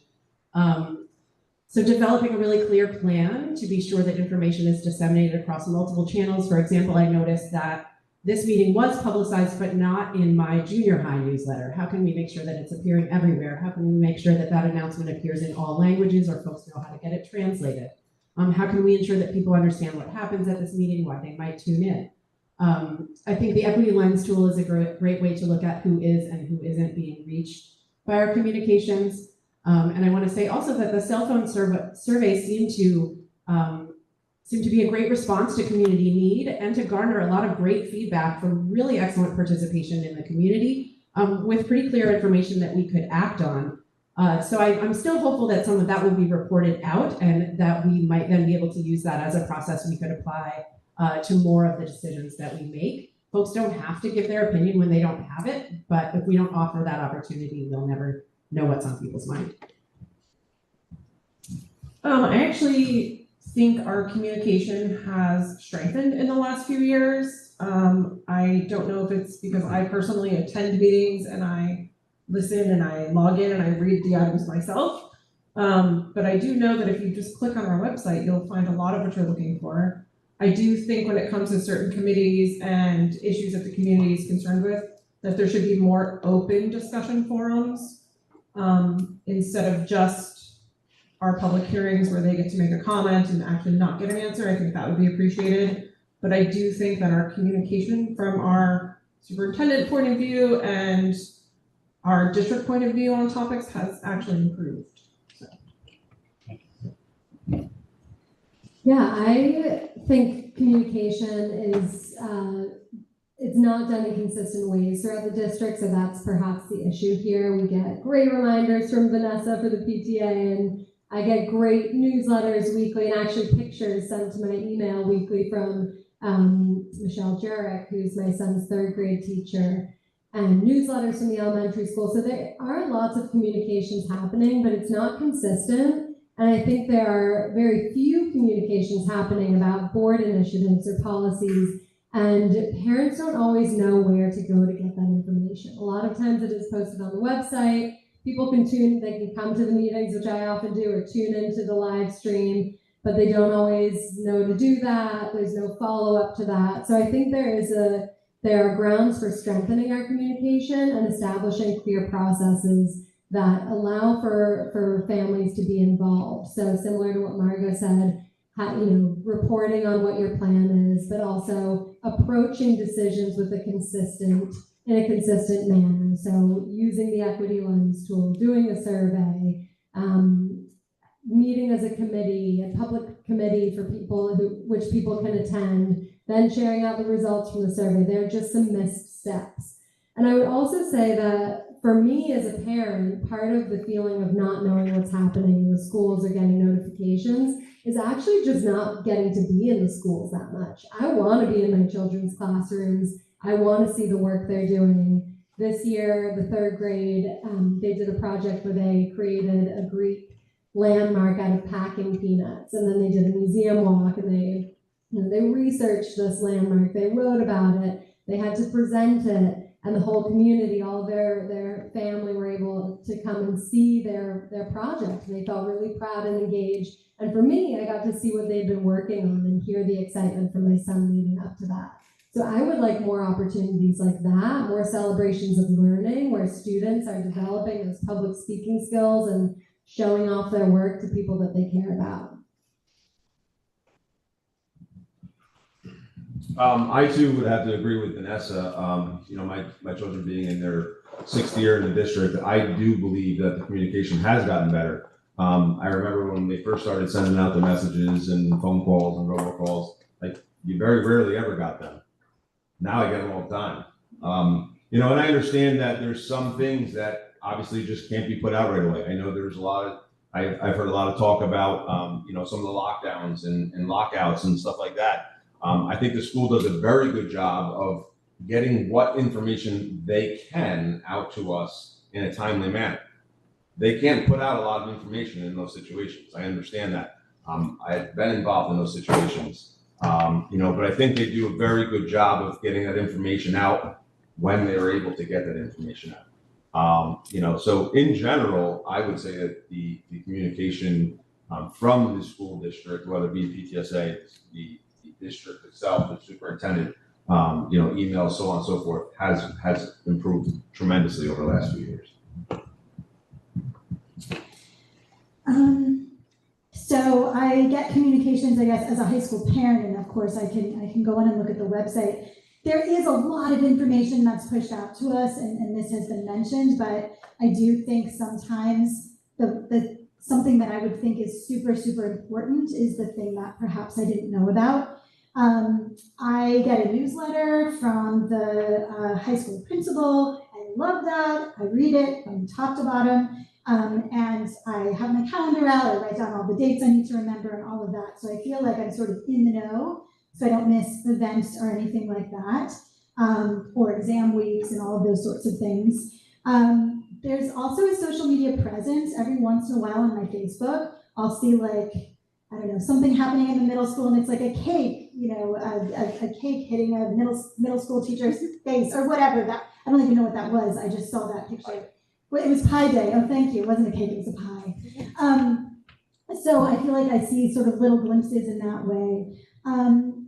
Parent-teacher conferences. So I go to all of them every time, including my kids' study hall. And I'm usually the only one, and the teacher's like, it's study hall. And I'm like, I know, but is my kid doing homework? What's he doing? Goofing off? Or I'm just interested in going through his day. And the thing I wonder about, always sort of the question for me, is why are there not more parents? And I don't know. Maybe parents are super busy at that time and can't make it, but many times I will go to the class and there might be 3 other fellow parents there, 1. Every once in a while there'll be 5 or 6, and that feels sort of like a crowded room. And I'm really curious about that. I'm curious about the scheduling. I'm curious why parents aren't as interested in coming in. It's truly a question for me. I think the open house is great. There's a lot of events that I think are really amazing. During parent-teacher conferences, I think this was the first time in the high school this year, they did something called an expo. So the hallways were just super crowded with all kinds of projects and poetry and all of these things. And it was a real, like Dimity says, a real celebration of learning. And it really looked like kind of like the best work. Anyway, it was amazing, and I loved walking through and just reading through students I don't know, classes my kid hasn't been in, and seeing what they've been working on. What do they care about? That sort of thing. I do wonder, we do have a number of Spanish language speakers, and I wonder what that feels like in the school community. I don't know how much is translated for them. I don't know how that works for parent-teacher conferences if the teacher doesn't speak Spanish. And if there's a parent that doesn't speak English, how are they getting that information or having that connection with the teacher? Yeah, and I guess the last thing, just there is so much information and it's so amazing and so much work goes into sharing with all of us what's happening. But when something like the armed guards decision sort of happened, and that I was a little bit blindsided by it, and fair enough, I may have missed a communication about it, but that feels really important. That can be triggering for some folks in our community, and I would hope that there would be more conversation about that.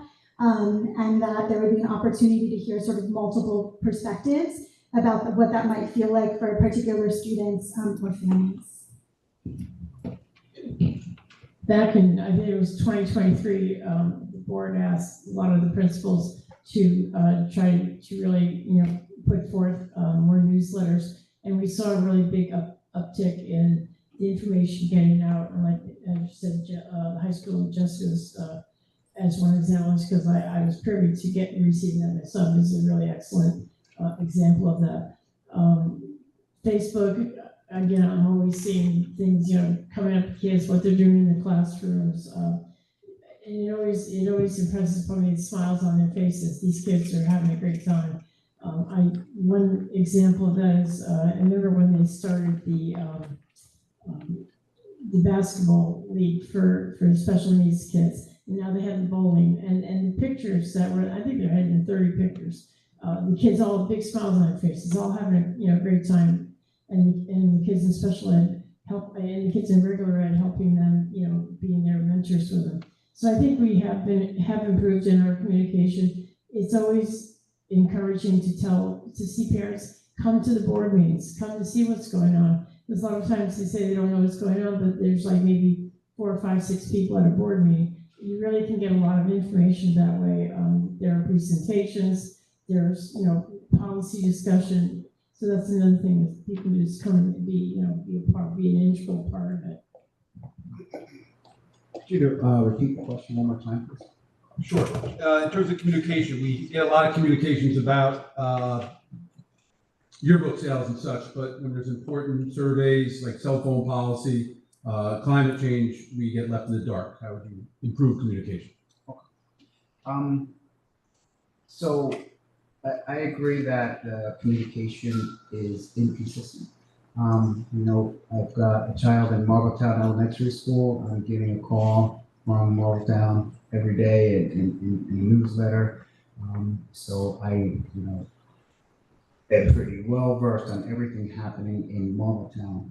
With the middle school, not so much. We do get letters and flyers sent home, but we're not, as aware of everything going on in the middle school as we are in the elementary school. So I think using communication systems such as they use in the middle school, in the elementary school, is a great idea. I think it's also important that we recognize that not everyone in our community has, social media or web access, or, we also spoke about different languages. I work for New York State. As I work in a call center. As part of this, we are, we have to make sure we have a translation line where if somebody calls and speaks whatever language, we can call a translation line and have that language translated, whether it's 2 o'clock in the afternoon or 4 o'clock in the morning. I also heard conversation about the armed guard decision. When I was out doing my petitioning, that's one of the areas that, somebody brought to my attention, was that, the school district did this and I was never made aware. And, we had a conversation about it, but I would like to also help to make sure that, when there are decisions made like this, that everyone within the community is made aware. Communication. I think we've gotten better. I think we can always get better. I think the schools, or each school has improved their communication. I know as a board, we try and put as much out. It's probably inconsistent, and we need to get better. One of the things that I think we need to continue to do is get each thing out via the website, via Facebook, via the robocalls, but the robocalls only go to certain people. So the whole community can't get that robocall. The whole community can't get Facebook. We don't have emails for the whole community. So we rely on the newspaper. We rely on these meetings. We live stream them. We rely on a lot of different avenues, but not everyone views every piece that we work on. So we have to just keep trying different avenues, and we have to keep trying to reach everyone. And we just have to keep trying. We've gotten better, and we will continue to get better. I would love to say at some point we're at 100%, but I know that we miss people throughout all of our decisions, some of our decisions. It's important as a board member that everyone is informed. So we do try. Unfortunately, we're not always successful. So I would just look for other avenues to get people to all be aware. I don't know what that is as we keep looking for things. I know we developed a thought exchange that seemed to work, but then we also had people that didn't see it. We do surveys. We also have people that didn't know the surveys were out. So maybe we do all the things for each piece, but then that becomes really inundating the public with what we want. So I don't know the answer. I just know that we keep trying different ways, and hopefully we hit it 100% at some point. Yeah, I mean, in terms of like communication on what's happening in the schools and events going on, I think, as everybody said, the principals and the teachers do a great job of that. If people are looking to be informed about big ticket items, I think a great thing is come to the board meetings. As Ms. Van Sickle mentioned, not too many people do that. Also, you can always look at the board minutes after the fact, and a lot of information is on the website. I think we live in the information age, and if you really want to find something out, you can find it out. There may be better systems for getting that information directly to the public. But again, I think the information is there. People want it, and we could look into other options. Thank you. In the interest of time, we're going to fold the question into the final comments here. And Mr. Bogart, we're going to start with you and come down this way and then work our way around. Here's the final question and any closing comments you might want. How would your membership on the board significantly impact the outcomes? That's a tricky question. We saved it for last. Can you just repeat it one more time? Sure. How would your membership on the board significantly impact the outcomes? So I feel like I bring a unique point of view. I don't have an education background.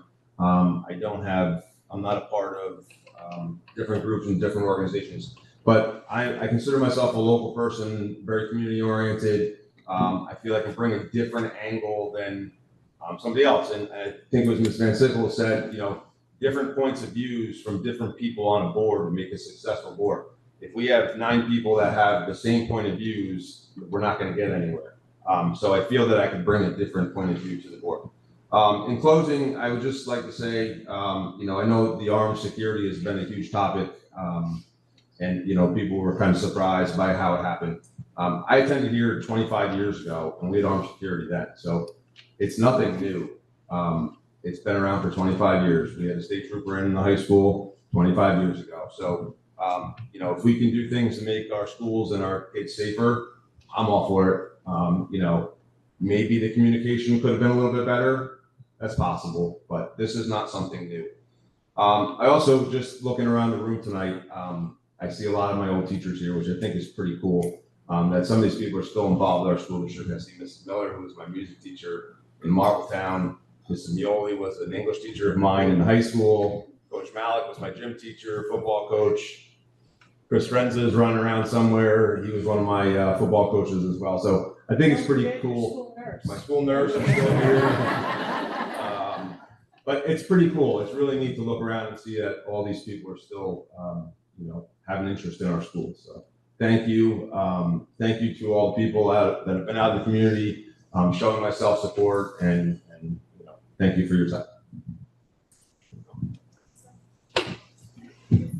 That is a tricky question. And I also think the answer is that one of us cannot and should not significantly change what's happening in the district, because the point of the board is to have 9 people working together, people who bring just different perspectives and experience and are working as a team to make decisions about what's best for our students. Where I think I can contribute is really thinking about, well, first of all, bringing what I know about education from my 20 years of work in education, and also working with schools to implement data-driven practices and embrace a culture of continuous improvement, which I think that we do really well. And really just bringing my desire to serve the community and help make our schools great and make sure that we're serving every single student in our district and helping them all have access to an amazing, joyful, inspiring education. So Dimity pretty much just said my answer word for word right there. I also don't feel that any of us should look at it as being a significant impact on the board. I feel that we should all be able to know what we bring to the table, and I think I can just bring in an open-mindedness to looking at all sides and all arguments and all discussions, and being able to implement them as best fit for our schools and our children and our staff. And I just want to say that we truly have wonderful teachers and administrators in our buildings, and I hope to get to work with you more closely. I agree that we want diverse viewpoints in the room and on our board, but I think something that I could bring specifically is experience using tools like our Equity Lens tool and applying them consistently across decision-making, with the idea that we may not know right now what the impacts will be, but when we apply this process, we create long-term change, we mitigate our own biases, and we generate creative solutions that we wouldn't come up with without asking the questions in the tool. So I'd like to think that not because of me, but because of application of that tool to our decisions, we could really shift the culture over the long term. What I think I bring that's significant to the board is a really well-rounded and realistic point of view. As I mentioned many times tonight, I am currently in public education as a high school teacher. My wife is an elementary school teacher in the district. I'm friends with many of the teachers, like Paul here. I'm seeing many of my old teachers here as well. But in addition to that, I have a business background. As I mentioned, undergraduate degree in accounting, worked as an accountant. I have an MBA. I'm a local business owner. And like Paul, I'm a lifelong community member, and I went to school here, and I understand the community and its values, and what makes Rondell a special and unique place compared to a lot of places. So I think that's what I would bring.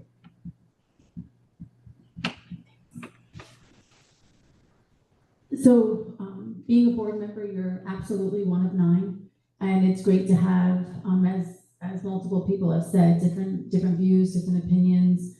What I think I bring is I'm not afraid to ask that tough question. I'm not afraid to disagree.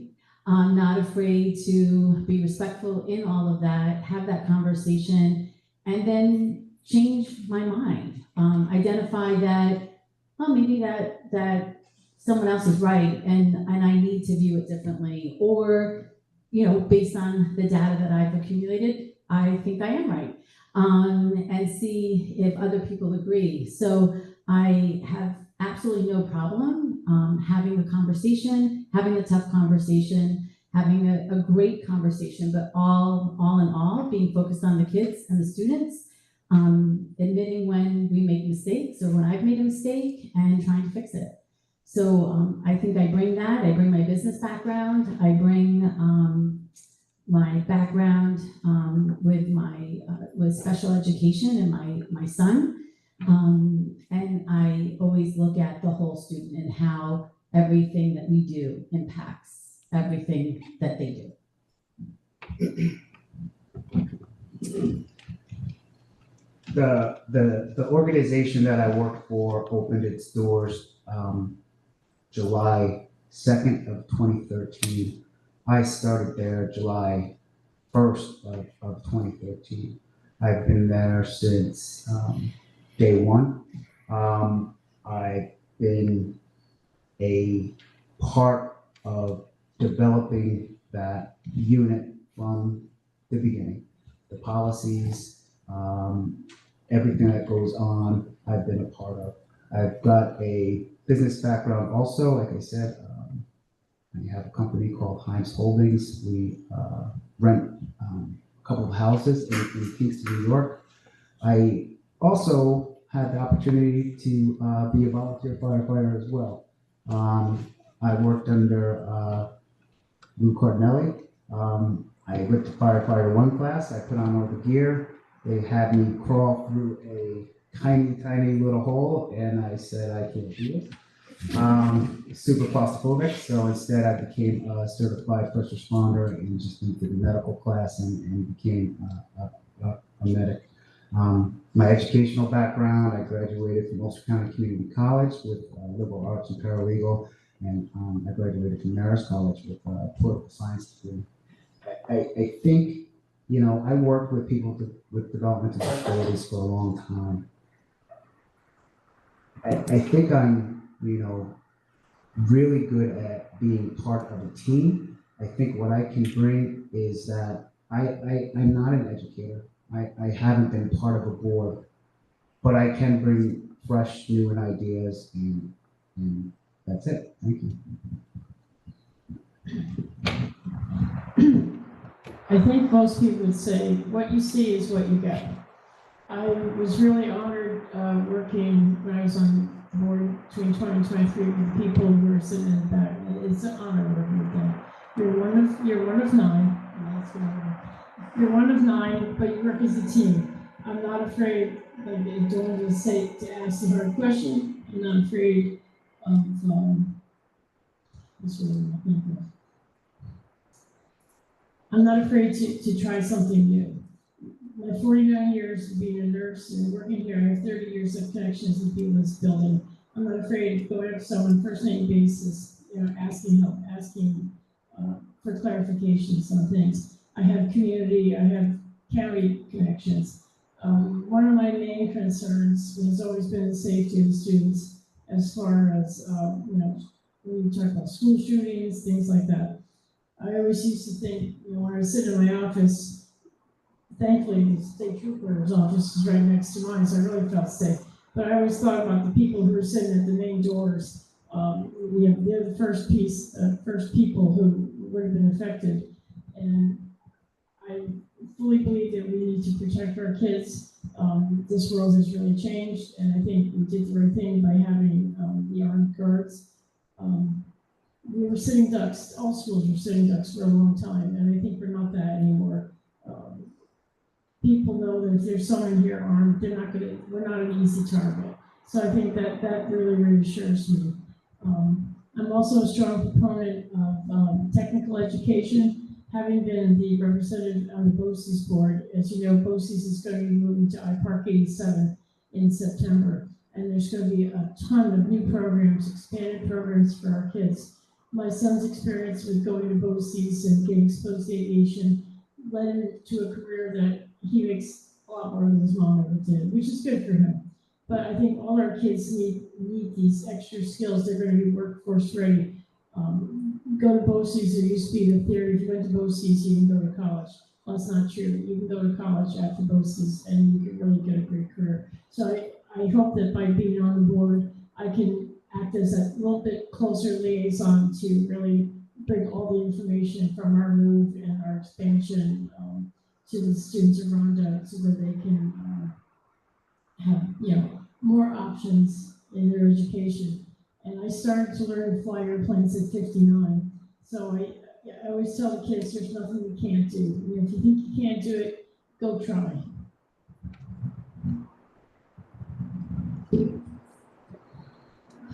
So I think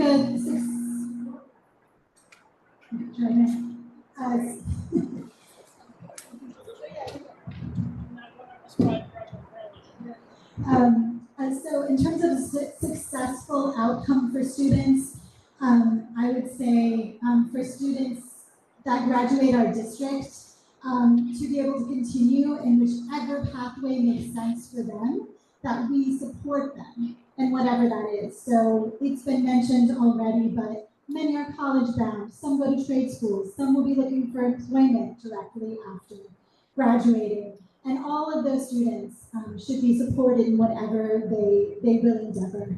I've also said this before, but I believe in data when making decisions, doing research, and I believe in community input. And again, when I say community, I mean everybody. And I also believe in using the equity lens tool.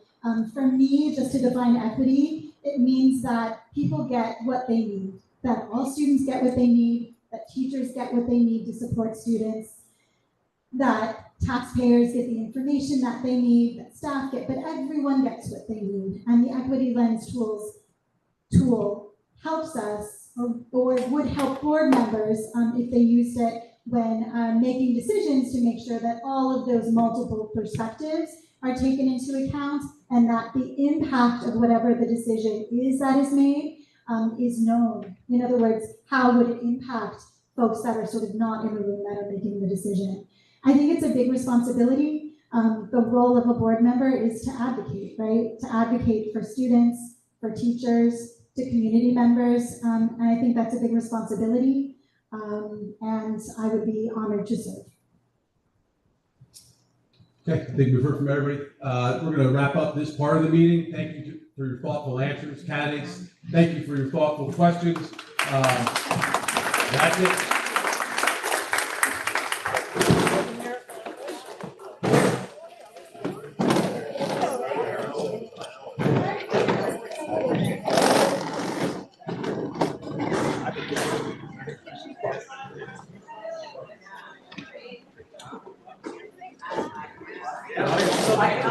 You guys need any help? Okay, good job.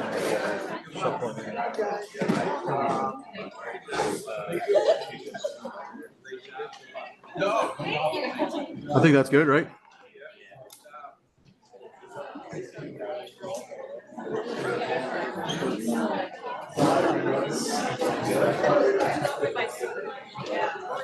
I couldn't think of that.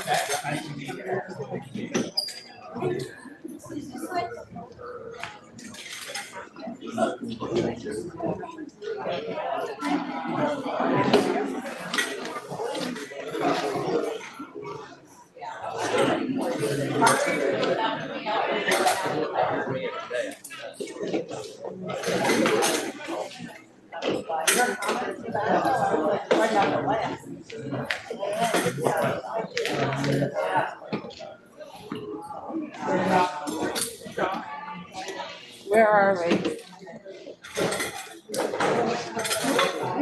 That's still over here.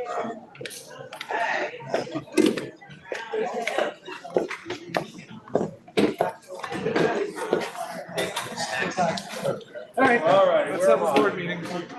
I'm probably over here. Oh, yeah. There we go.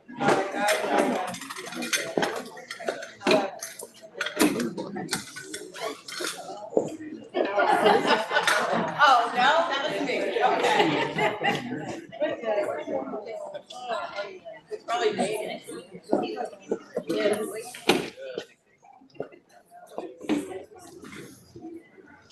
Where am I, Dad? I'm not up yet. Okay.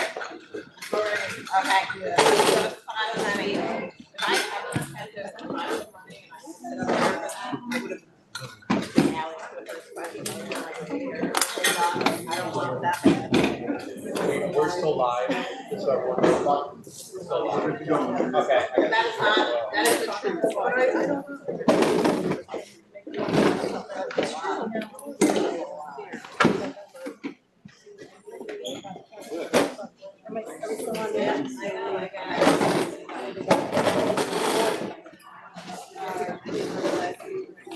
I have it down. No hot lights. Just keep it off. No hot lights.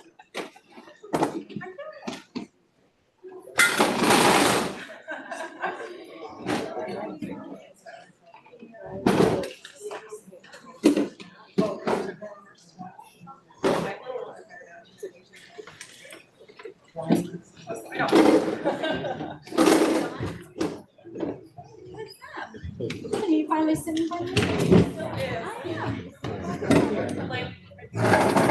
Are we ready to get started? When you find it, bring me one. I know Christine and Jim are here, but I think we can probably start with Buddy Reeves. Before we start, though, I just want to thank Mr. Soy again for moderating. I think you're enough. It is really nice when we see our teachers get involved in these kinds of things. My former teacher, Mr. Lutz, actually always used to do this. Mr. Lutz actually moved out of the area last year. But I think Mr. Soy did a good job filling his shoes. So thanks, Mr. Soy. Please join me as able for the Pledge of Allegiance. I pledge allegiance to the flag of the United States of America and to the republic for which stands one nation under God, indivisible, with liberty and justice for all. Recommended motion to approve the revised May 6, 2025 Board of Education meeting agenda as presented. I'll make the motion. Second. Any discussion? All in favor? Any opposed? Motion carries. Superintendent's update, our Envisions mathematics program for grades 7 and 8. The recommended motion that the Board of Education adopt this grade 7 to 8 Envisions mathematics program as presented. I'll make the motion. Second. Any discussion? I just want to let everyone know that the curriculum committee did review this recommendation prior to today's meeting. It is an extension of the Envision math programs we have grades K through 6. Thank you. The committee's in support. Yeah, I appreciate all the work you guys put out. I know this was a lot of work, and Natalie, I know Natalie's not here. Thank you for leading us through this. I think a lot of the stuff that we've been discussing about, what is our strategy for improving test scores, this is all, showcased in the work that you and the committee have done. So thank you. We're moving, in my mind, we're moving on the right track, right direction. And thank you, Dr. Spadaro, for your leadership and helping get this done. So I think any other discussion? All in favor? Aye. Any opposed? Motion carries. Amplify Core Knowledge Language Arts CKLA program for grades K through 8. The recommended motion that the Board of Education adopt Amplify CKLA program for grades K through 8 for the 25-26 school year as presented. I'll make the motion. I'll second. Any discussion? Just want to mention again that we did review this in our curriculum committee. There were questions, they were answered by Ms. Harges. And we are very much in support of her recommendation to approve Amplify as our new ELA curriculum. Thank you. Any other discussion? All in favor? Aye. Any opposed? Motion carries. Public comment? Is there anyone who wants to make public comment tonight?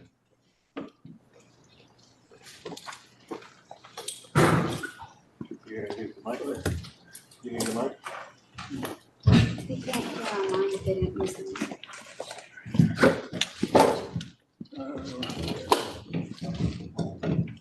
What I'm here for, first of all, my name is Glenn Dabrowski. I was a board member back in, I guess, 40 years ago. And some of the problems we had in the buildings are still here. But what I'm here tonight for is, I have two questions. Back in July, I think it was, maybe it was in June, I came to the board about the problem with the school buses. and so forth. Let me get my paper here.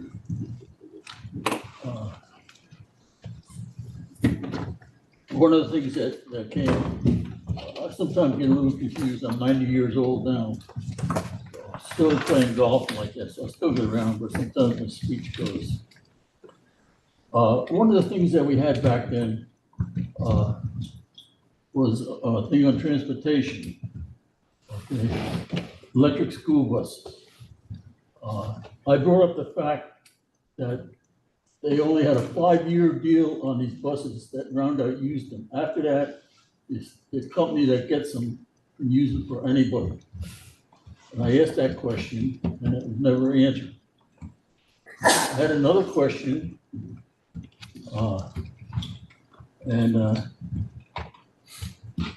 There was bus drivers. Bus drivers on electric school buses have to take a special class. This is so they can get the students off the bus if they have an accident. Because the electric buses, that battery can explode. And I have a friend of mine, and he lived in the district, and he came home, he had a car, we didn't eat lunch, and his car exploded, the whole thing was in flame. This is what can happen to a school bus. So these bus drivers take this class to be allowed to take the kids off the bus in a hurry, seconds, not minutes. And we have monitors on the bus. And I asked the question of whether these monitors should have to take the same education program for that. No response. Okay. I came to a meeting on a $214 million package that you had, and I brought up the same question again.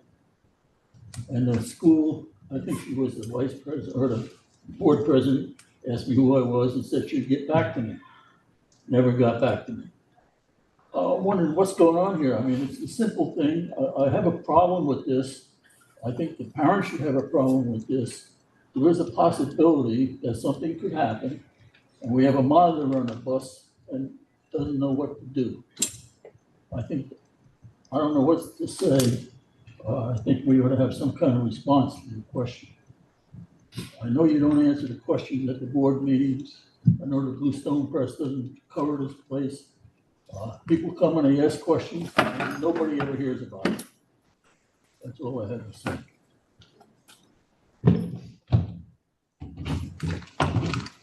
Thank you, Mr. DeRossi. I think it might be a good idea. I think that's mentioned with Dr. Spadaro. He's willing to meet with you if you want to come in. And I think Ms. Barbiani has your contact information, so we can reach out to you. Chris is right and set up a meeting. Did you hear what he said, Jeff? Or Glenn? What was that? Did you hear what Chris said, that they're willing to meet with you?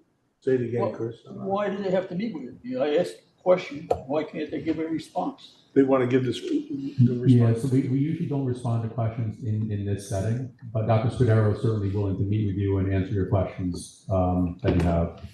Ms. Barbiani can reach out to you and work to set something up. Well, I'll make sure the public knows about it. I'll respond to them rather than you guys. Thank you. Next on the agenda is consent agenda items 1 through 11. Recommend motion that the Board of Education approve the consent agenda items 1 through 11 as presented. Second. Any discussion? All in favor?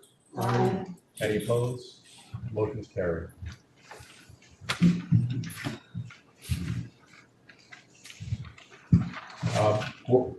Board time? Nicole, do you want to start off? Anything for board time? I'd just like to thank Ms. Harges and her efforts behind getting moving forward with adopting some Tier 1 curriculum. I think that has been identified as an issue for us, and so I'm really grateful we're moving forward, and she's worked very hard to get us where we're at, so I appreciate her efforts.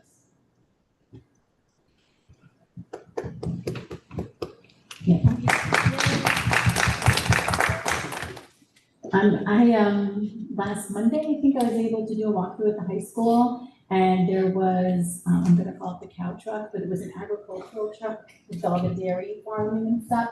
It was super cool. I got to pet a calf, a baby cow named Samantha. Just so you guys know, it was great. It was through a grant. Kids got to see that whole farming piece and how it all comes to the supermarket for those that don't have, farming experience. So that was fantastic. I was also able to go in and see, just observe a couple of classes, and it's great to see the engagement of the students. And what they all are bringing to the table and what the teachers are setting up for coursework. It was great. So I know the last time I spoke about the elementary schools, and I was able to see the high school, and it was fantastic. Jim? No, I don't have any. We have a facilities committee meeting tomorrow at 4:00 to continue our discussions on our next capital project. All are welcome to join.